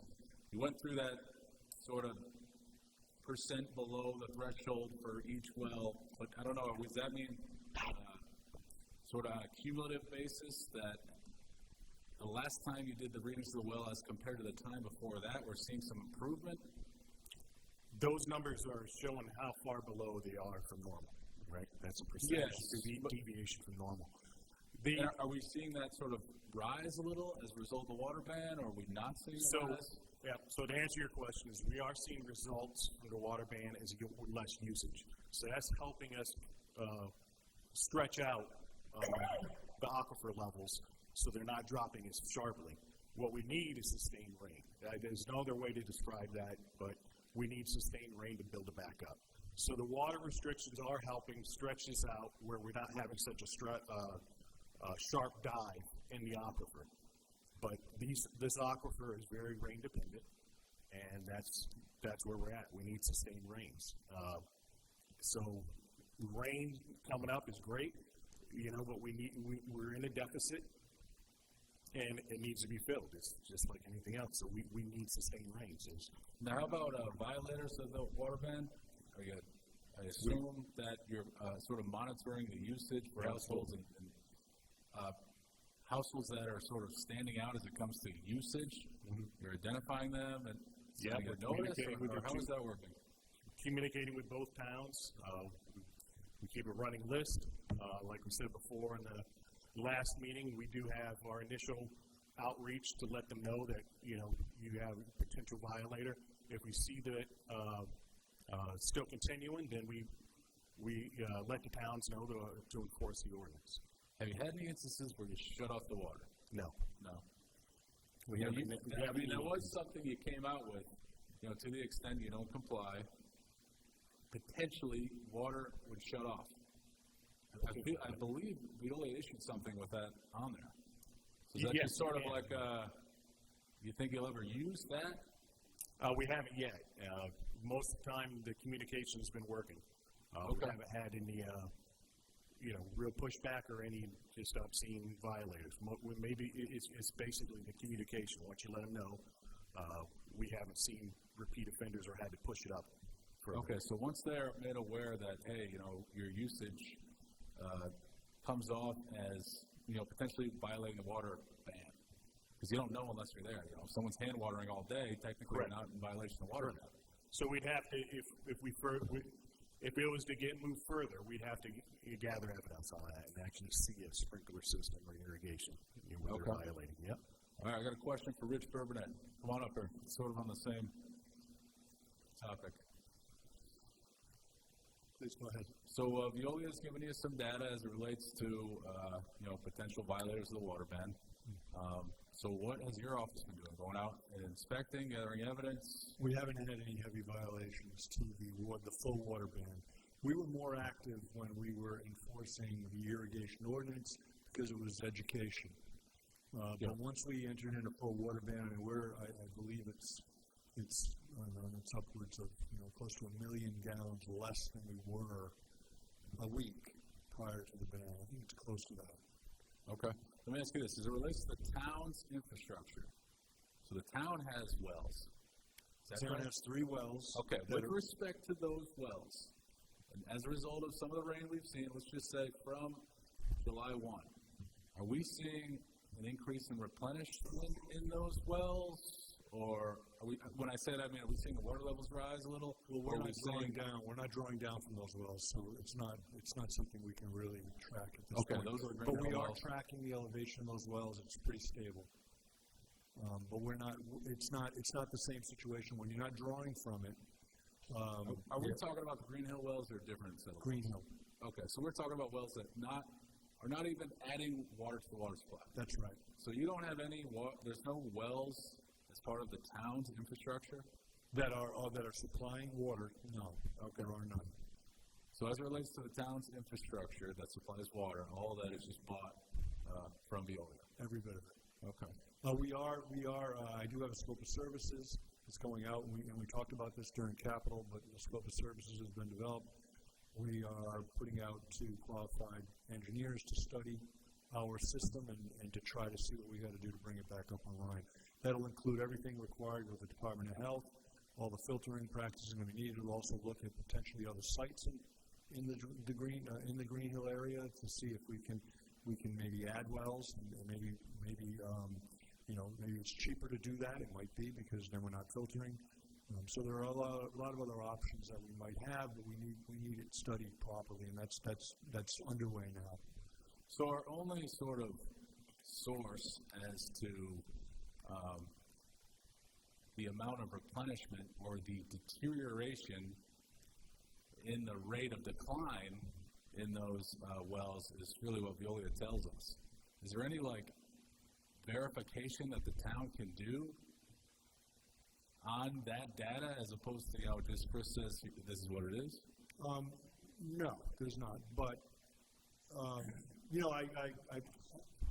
I caveat with, we are all licensed in a sense, and we're very careful about that licensure, and I have to trust colleagues like I do anybody else. So that's what I'm basing it on. So okay. Whether that's acceptable an answer or not, I can't say, but I'm just telling you. I've got a question for Chris. Longer term, climate change continues to exacerbate the situation. We get less precipitation overall, and when we do get it, we get it in absolute downpours. And people's perception is there's all kinds of rain. Why don't we have enough water? Is the State Water Board looking at alternatives down the road to better preserve the 3 to 4 inches in an hour that we get in a storm? Essentially another reservoir. There's talk of trying to finish the big river, but there's no commitment on it. I tell them that that's something they really need to pursue. So every time I'm out there, I mentioned that to you last time when we were talking about the conservation ordinance. So that's something I stress to them every time we meet. I think it's a shame that it never came to fruition, but it's something that they definitely need to look at. Is there any focus on the fact that South County in particular has essentially a permanent water supply problem? Yes, it's a big topic when we do have our drought steering committee. They do hear us.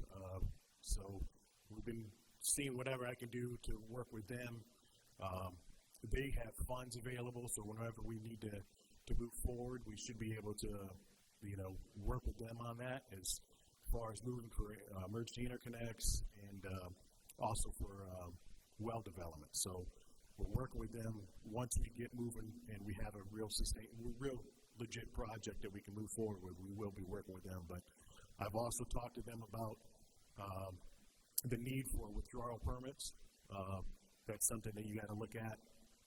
It's not a very popular topic, but there are a lot of individual wells, agriculture wells, everything all tapped into the Chepuxet, and which feeds into the Meek Brook that are also using this. And I also feel that they need to do another full study on the underground water resources within the state.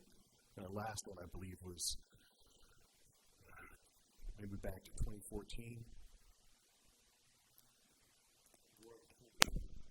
Very fast. I mean, it continue to be disappointed, I guess. I think Veolia is a for-profit corporation, and it kind of is very frustrating for the community who just got their water bill with the minimum use charge of $80, and you can see all over social media, people are like, I'm paying more for something that I don't even use. So you have a PR problem, and I'm going to go back to Patty's request, which you just kindly acknowledged but didn't respond to. Like you have the company has a PR issue problem that you don't seem to be willing to address. So if it's not you that we should be talking to, there was the woman here last time, what do we need to do? Because I feel like I got my raised rate water bill, and I'm not a user of water, and I'm still reading from people who wonder, you raise my rates, but I can't even use the water. And we can't even get a rain barrel for $50. Like, it's ridiculous. Well, when she was here, you really didn't let her talk, and that was kind of disappointing. So I've worked with them to develop something. It's not going to happen overnight. As far as the rain barrels go, still working on that. But yeah, I acknowledge that we do need to do better communication. We've got a lot of information on the website,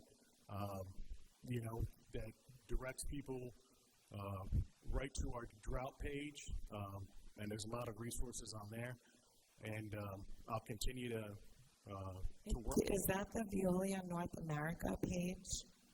Or is there a special link? Because The Rhode Island page, Veolia Rhode Island, yes. So, I mean, I kind of take issue that we didn't let her speak, so if we need to invite her back, can we please invite her back? She can come every week with you, that you come, because that would be great. Chris, will she come back? I'm not sure. No, she definitely would. Is she from out of state? She lives in New York, yeah. Yep. I also want to push back. She was given an opportunity to speak, and in response to Patty's statement about the rain barrels, her response was, well, maybe next time when we go for another rate increase, after we just spent a year and a half where Veolia asked for 100% increase and then got 63% in a settlement, there was nothing there. And there was no commitment to follow up either. She absolutely.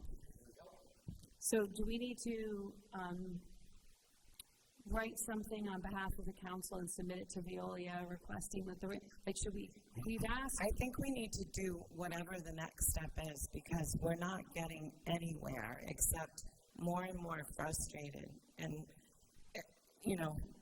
Let me ask you this, Chris. Does Veolia intend to send you to subsequent meetings here in the town council chambers?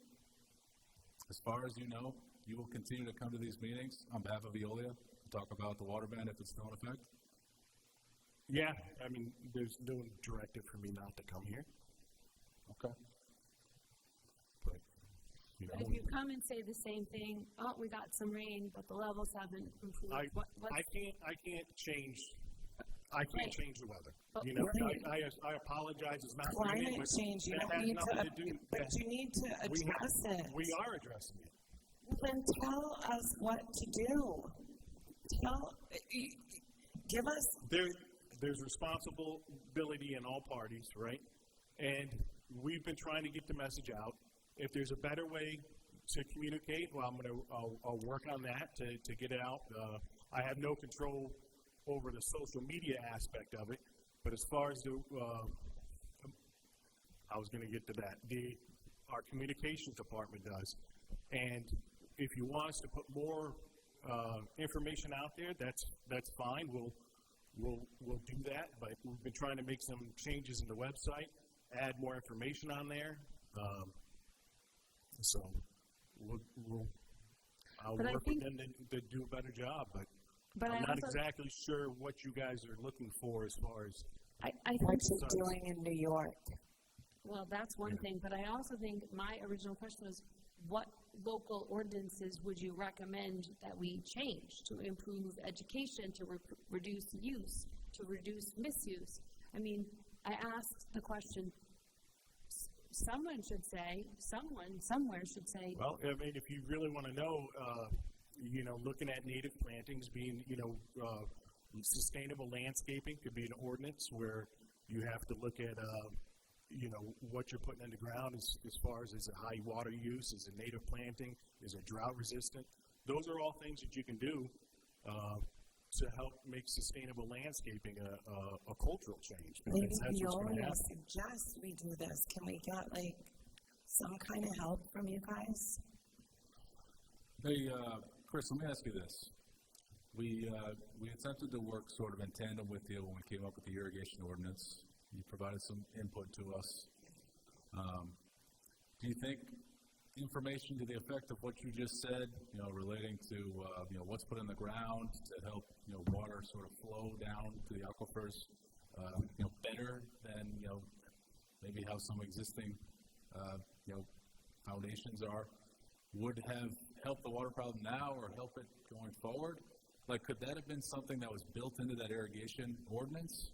Or would that be like something that is separate and apart, but sort of related in that its common goal is to allow for water aquifers to replenish faster? You follow what I'm saying? Yeah, what I'm suggesting is those are to take up less water for outdoor irrigation. But yeah, you can either tie it into that or it'd probably be a separate ordinance. But are other towns that deal with similar issues that we are with respect to water restrictions, like doing that, enacting ordinances? Out west, they do a lot of that. Yeah. Say that again? Out west, they do a lot of that. They're doing that? Yeah. And does having, whatever's in the ground, let's say new development had to comply with an ordinance that required that type of thing, would that be more expensive for development or comparable as far as cost? I have no idea, but as far as native plantings and drought-resistant plantings, I don't think it would be that much.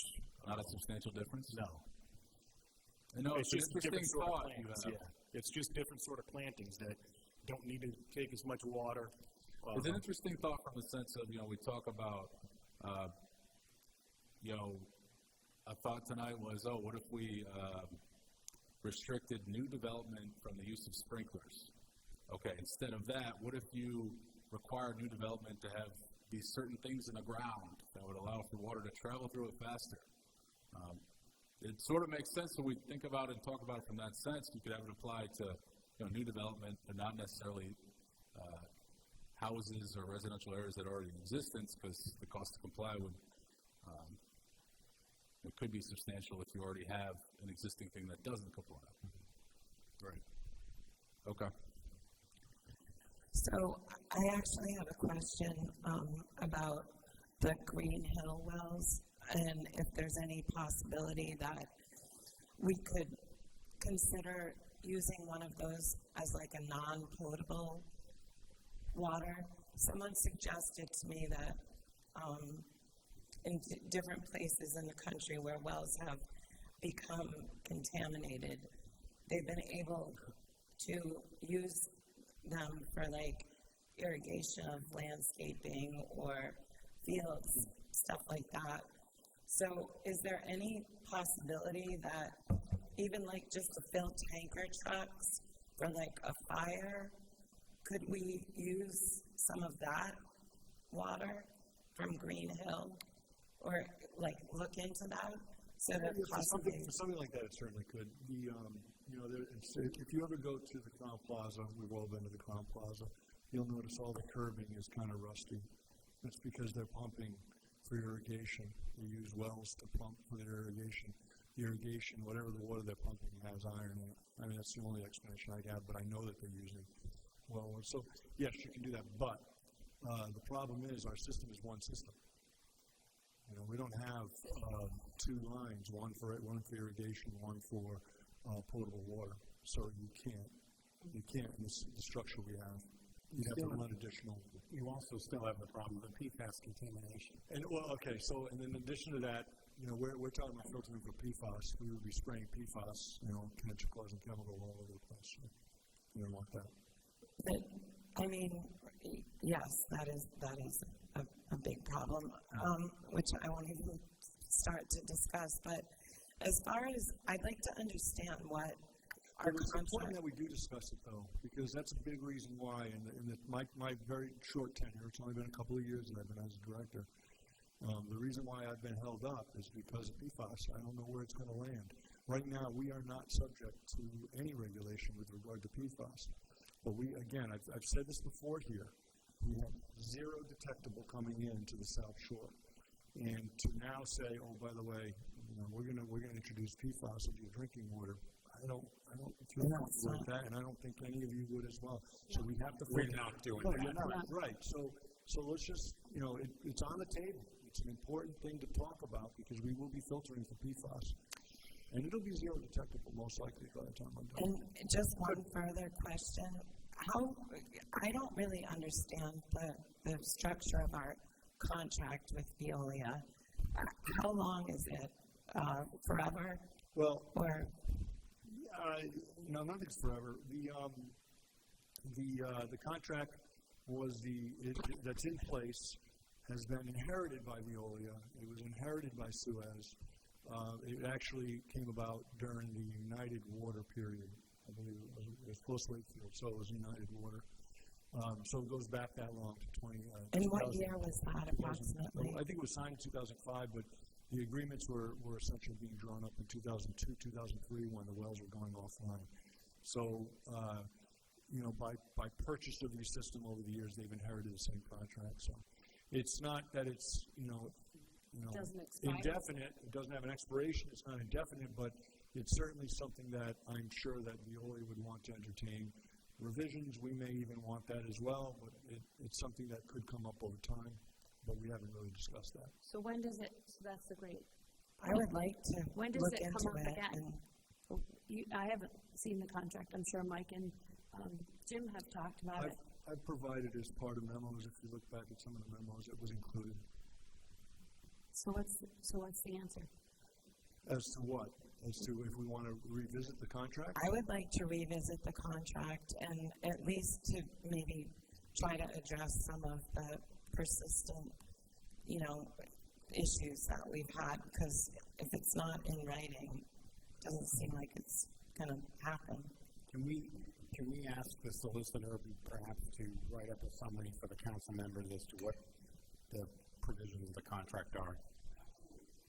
Thank you. Thank you, Mike. Thank you. All right. Thank you, Rich. Thank you, Chris. Good discussion. Hopefully we're out of this before the next meeting, but if we're not, we'll see you again then, and we'll get the status as to where we are then. All right, Jim, we got a few more items. Next item is the update on the elderly exemptions. So just to give you an update, we budget $587,000 for the elderly exemption program. 140 people signed up prior to the modifications that you made, town council made, and that accounted for about $245,000 of that $587,000. So that left about $342,000 left that we could abate for people that filed. We call them late filers. It's pre-ordinance post on what we have. So to date, we've only had about, and we're calling those late filers. So we've only had about 31 applications received. Now, it doesn't mean there weren't a lot more people inquiring. Like, I'm down there all the time, and there's people coming in all the time asking, what are the thresholds for the income, where would I fit, and so forth. Once they bring their tax returns in, sometimes they get disqualified or whatever. But they're still working very hard. Tax assessor's office are trying to bring in as many people as possible to this new program. And we can put a flyer out in the tax bills as well. So I'll give you an update every couple of weeks on where we're at, but we're at about 31. All right, next item is something that I think you're really going to like, that we're going to, and it's called the overview of the C-Click Fix 311. It's a 311 line. Now, let me go over what it is. So it's a constituent-based area that we're going to start tomorrow. So constituent services is a very important part of any good governance, federal, state, or municipal.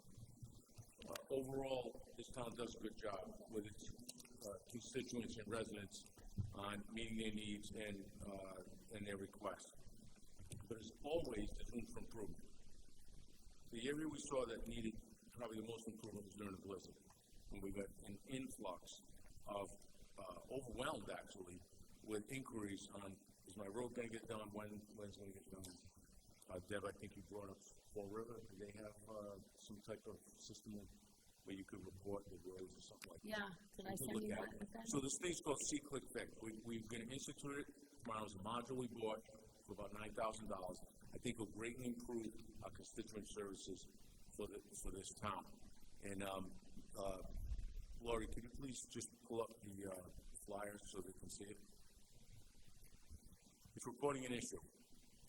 And Luke worked on it as well, and so he could go on and talk a little bit more. But basically, it not only can residents call, whether it's a pothole, code enforcement issue, any other non-emergency item, but then it would be assigned to the area, for example, a pothole. It would go to DPW, and it'd be at least 2 people that are monitoring this there, make sure nothing falls through the cracks. That's followed up on. But also Jess, my office, the executive assistant, will be monitoring it as well. The fallback is her. So if there hasn't been, a 24-hour notification, or in some cases 48 hours before the department, then we will follow up on it as well.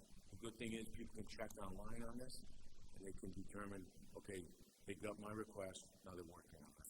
It can only improve what we already have in place. Because there's not a lot of structure to our constituent services now, it gets done, but there's not a lot of structure to it. Stuff could fall between the cracks, which is rare, but it could happen. So, you want to pull up that flyer, Laurie?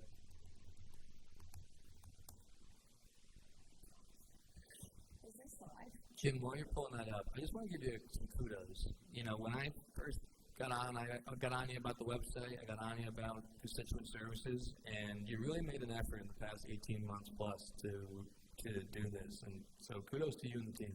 Well, I think it's the team. I mean, Jess came on board and she's really grown into this. Luke's been doing a lot of it as well. I mean, Laurie, everyone's been doing it. The team's been great on this, and we have the annual report done. There's a lot of stuff This isn't live though, correct?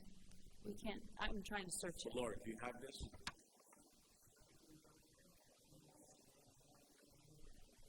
Oh, okay. All right, so this is gonna be a little learning curve. It starts tomorrow? It's gonna be up and running? Today? Yeah. So I was trying to find it on the webpage. What would I type into the search bar to find it? At the below the photo, there's some main buttons. There's 5. Right below that photo, one is report of concern.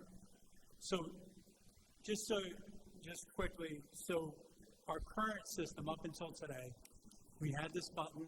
You click on it, it went to a form that was like a web-based form.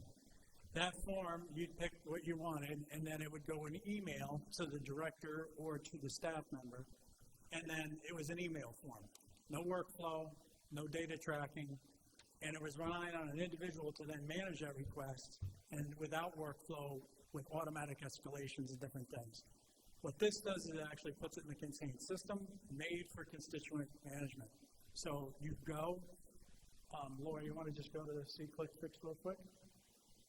You can map we have different topics, and these are I want to state, this is a non-emergency request. If a water line is burst, do not put a request through the system. That's not the intent of the system. This is for the potholes, the common stuff, the downwind that's non-emergency.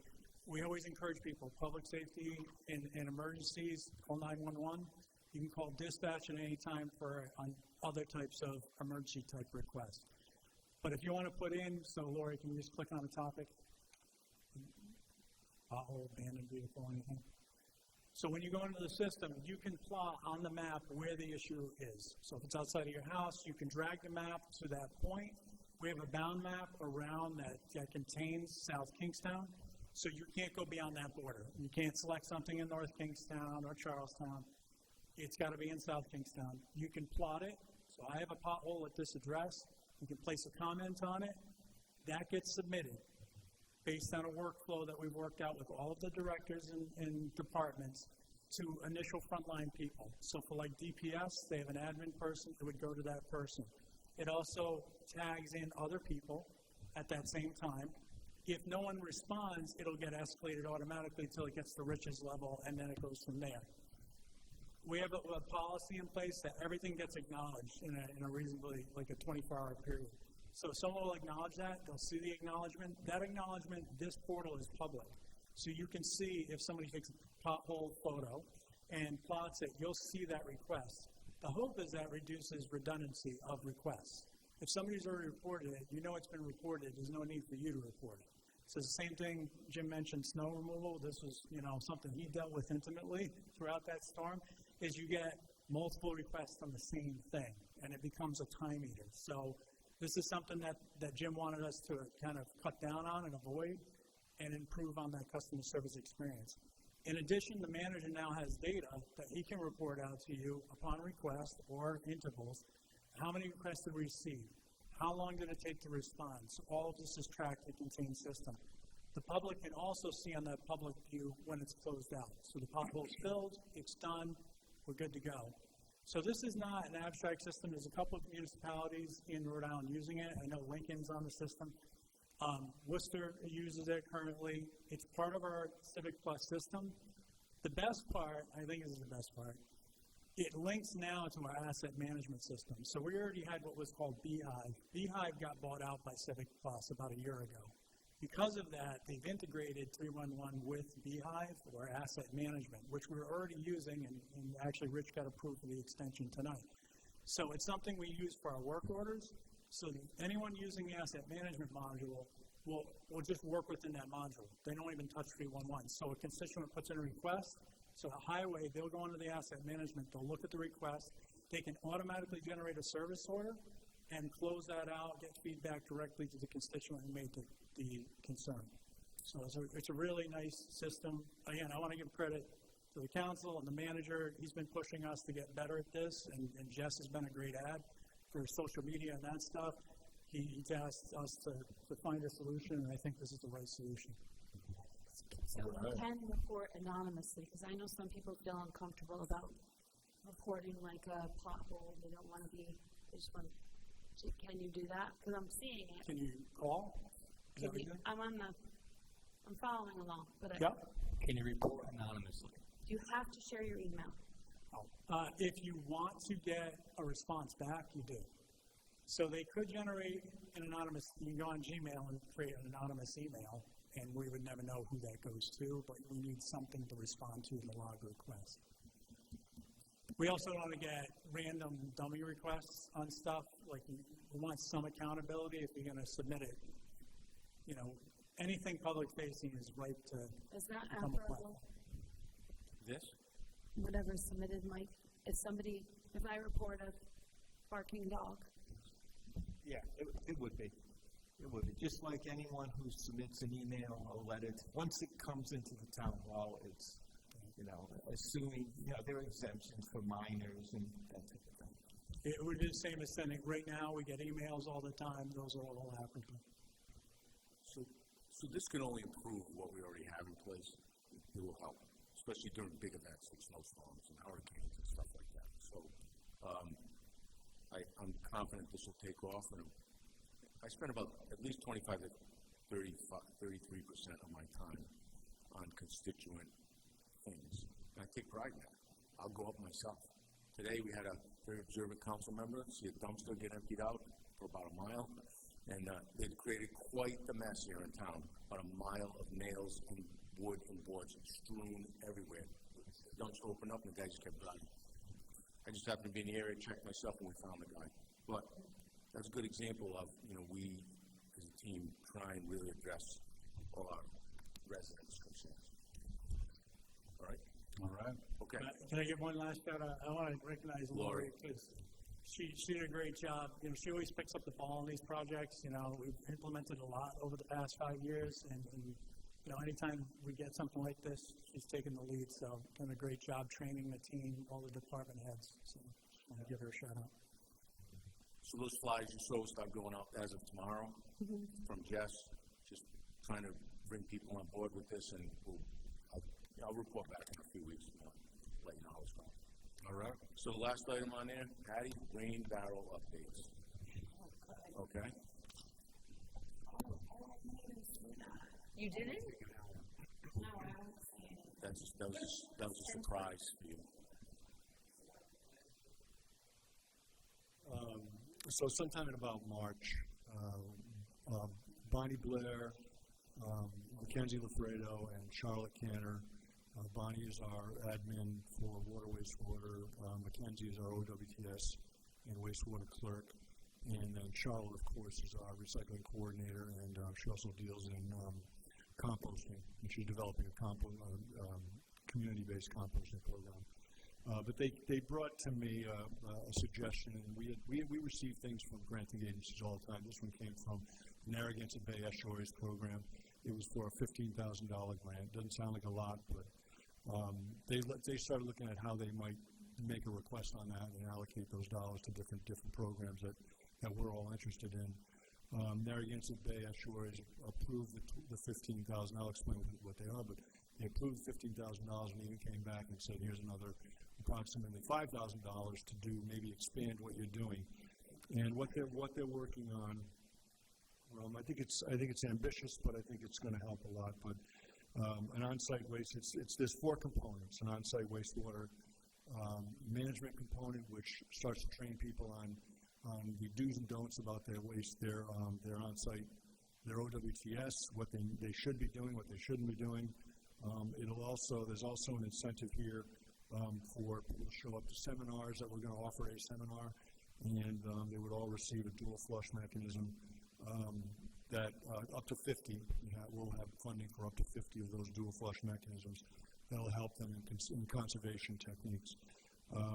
Another workshop would be for rain gardens, where we go out and construct a rain garden. Most likely it'll be on a public piece of property, but we would invite the public to come and pick up shovels and work on that. There'll be some dollars available for the plants and everything that we need for that, and also any other incidentals. That would be in April of 2027. The OWTS workshop we're talking about, I'll let them pull it together, but they're talking about September, October to do that workshop. So April of 27, we look to do a rain garden. Workshop 3, rain barrels. It wouldn't happen until June, July. It'll be a year from now. But what we'll be offering as part of that is a 100 gift certificate, which is about 100 here. 100 people would receive a gift certificate, $50 towards a rain barrel, and we would have a workshop that pertains to, what the uses are for that. The plan is to bring in professionals to discuss some of these topics. The final one is lawn care with less water and chemicals. And to do a seminar along those lines. And as part of that, they want to offer up, this will be in April of 2028, so another 2 years from now, we offer up soil testing and things like that. So each of these items is still being developed. The OWTS is coming quick, so there'll be a lot more on it as we move forward, but they received $20,000, and it's I think it's being put to good use. I think it's an ambitious program, but they've really worked out the budget to be lean and mean, and I think it's going to work fine. So, thank you, Rich. Thank you so much, Rich. Well, thank them. I really appreciate Bonnie, that. Charlotte, and Mackenzie. Yeah. I mean, they get the reports. I think this is going to be great, and I hope that I can help too with that. Of course, and fundraising especially. 100. We didn't think 100 compost was going to be. We thought that that would be too many, but it turned out not to be enough. We've done it twice. We've done it in Narragansett. They've done it in Narragansett as well. They've given away 280 composting bins. So hopefully the rain barrel will become the same sort of thing where we look to do it again and again and again. So we'll see. Maybe we work into one of our programs where it's even somewhat funded, but we're going to figure it out. So let's just see how it goes. Sounds great. All right, baby steps. Thank you, Rich. Thank you. All right, that concludes the manager's report. That's it. Thank you. All right, it's going to move us back to public comment. Anyone in the audience who hasn't spoken wishes to speak? Invite to come on up. I wanted to say something. Go ahead. So, I know the chief has already left, but if we could think about or gather some information about e-bikes, I don't know if everyone, I see a lot of young children on e-bikes that go very fast, even though they wear a helmet. It's kind of scary to drive, and the kids are everywhere. And I don't know if it's worthy of a conversation about safety because you're going to say something. It is. I'm Yeah. glad you brought it up. There's a couple of juveniles. You see them with no lights on these bikes, and they're driving down the middle of the road in the middle of the night, doing 35 miles an hour, 30 fast. So I talked to the chief about it. We really should do something to awareness for this because someone's going to get hurt for sure. Part of the discussion should also be on the bike path. Yes, I agree. Well, we just need to talk about the topic because I think a 10-year-old child, I mean, you can't really drive a golf cart around, but they're driving bikes, and I just feel like when you live in a walkable, movable neighborhood, people are out and about, and it's just very busy, and you're going to end up putting probably 1 degree of separation from I think yourself. what we'll do is we'll look at other municipalities and how they're addressing it on bike paths. Bike paths in neighborhoods, like, I know they have to follow the traffic law, but there's no age limit. So a 10-year-old can get on an e-bike, and they go pretty darn fast.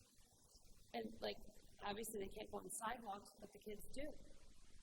I also don't want to not politicize, but police the e-bikes for the kids.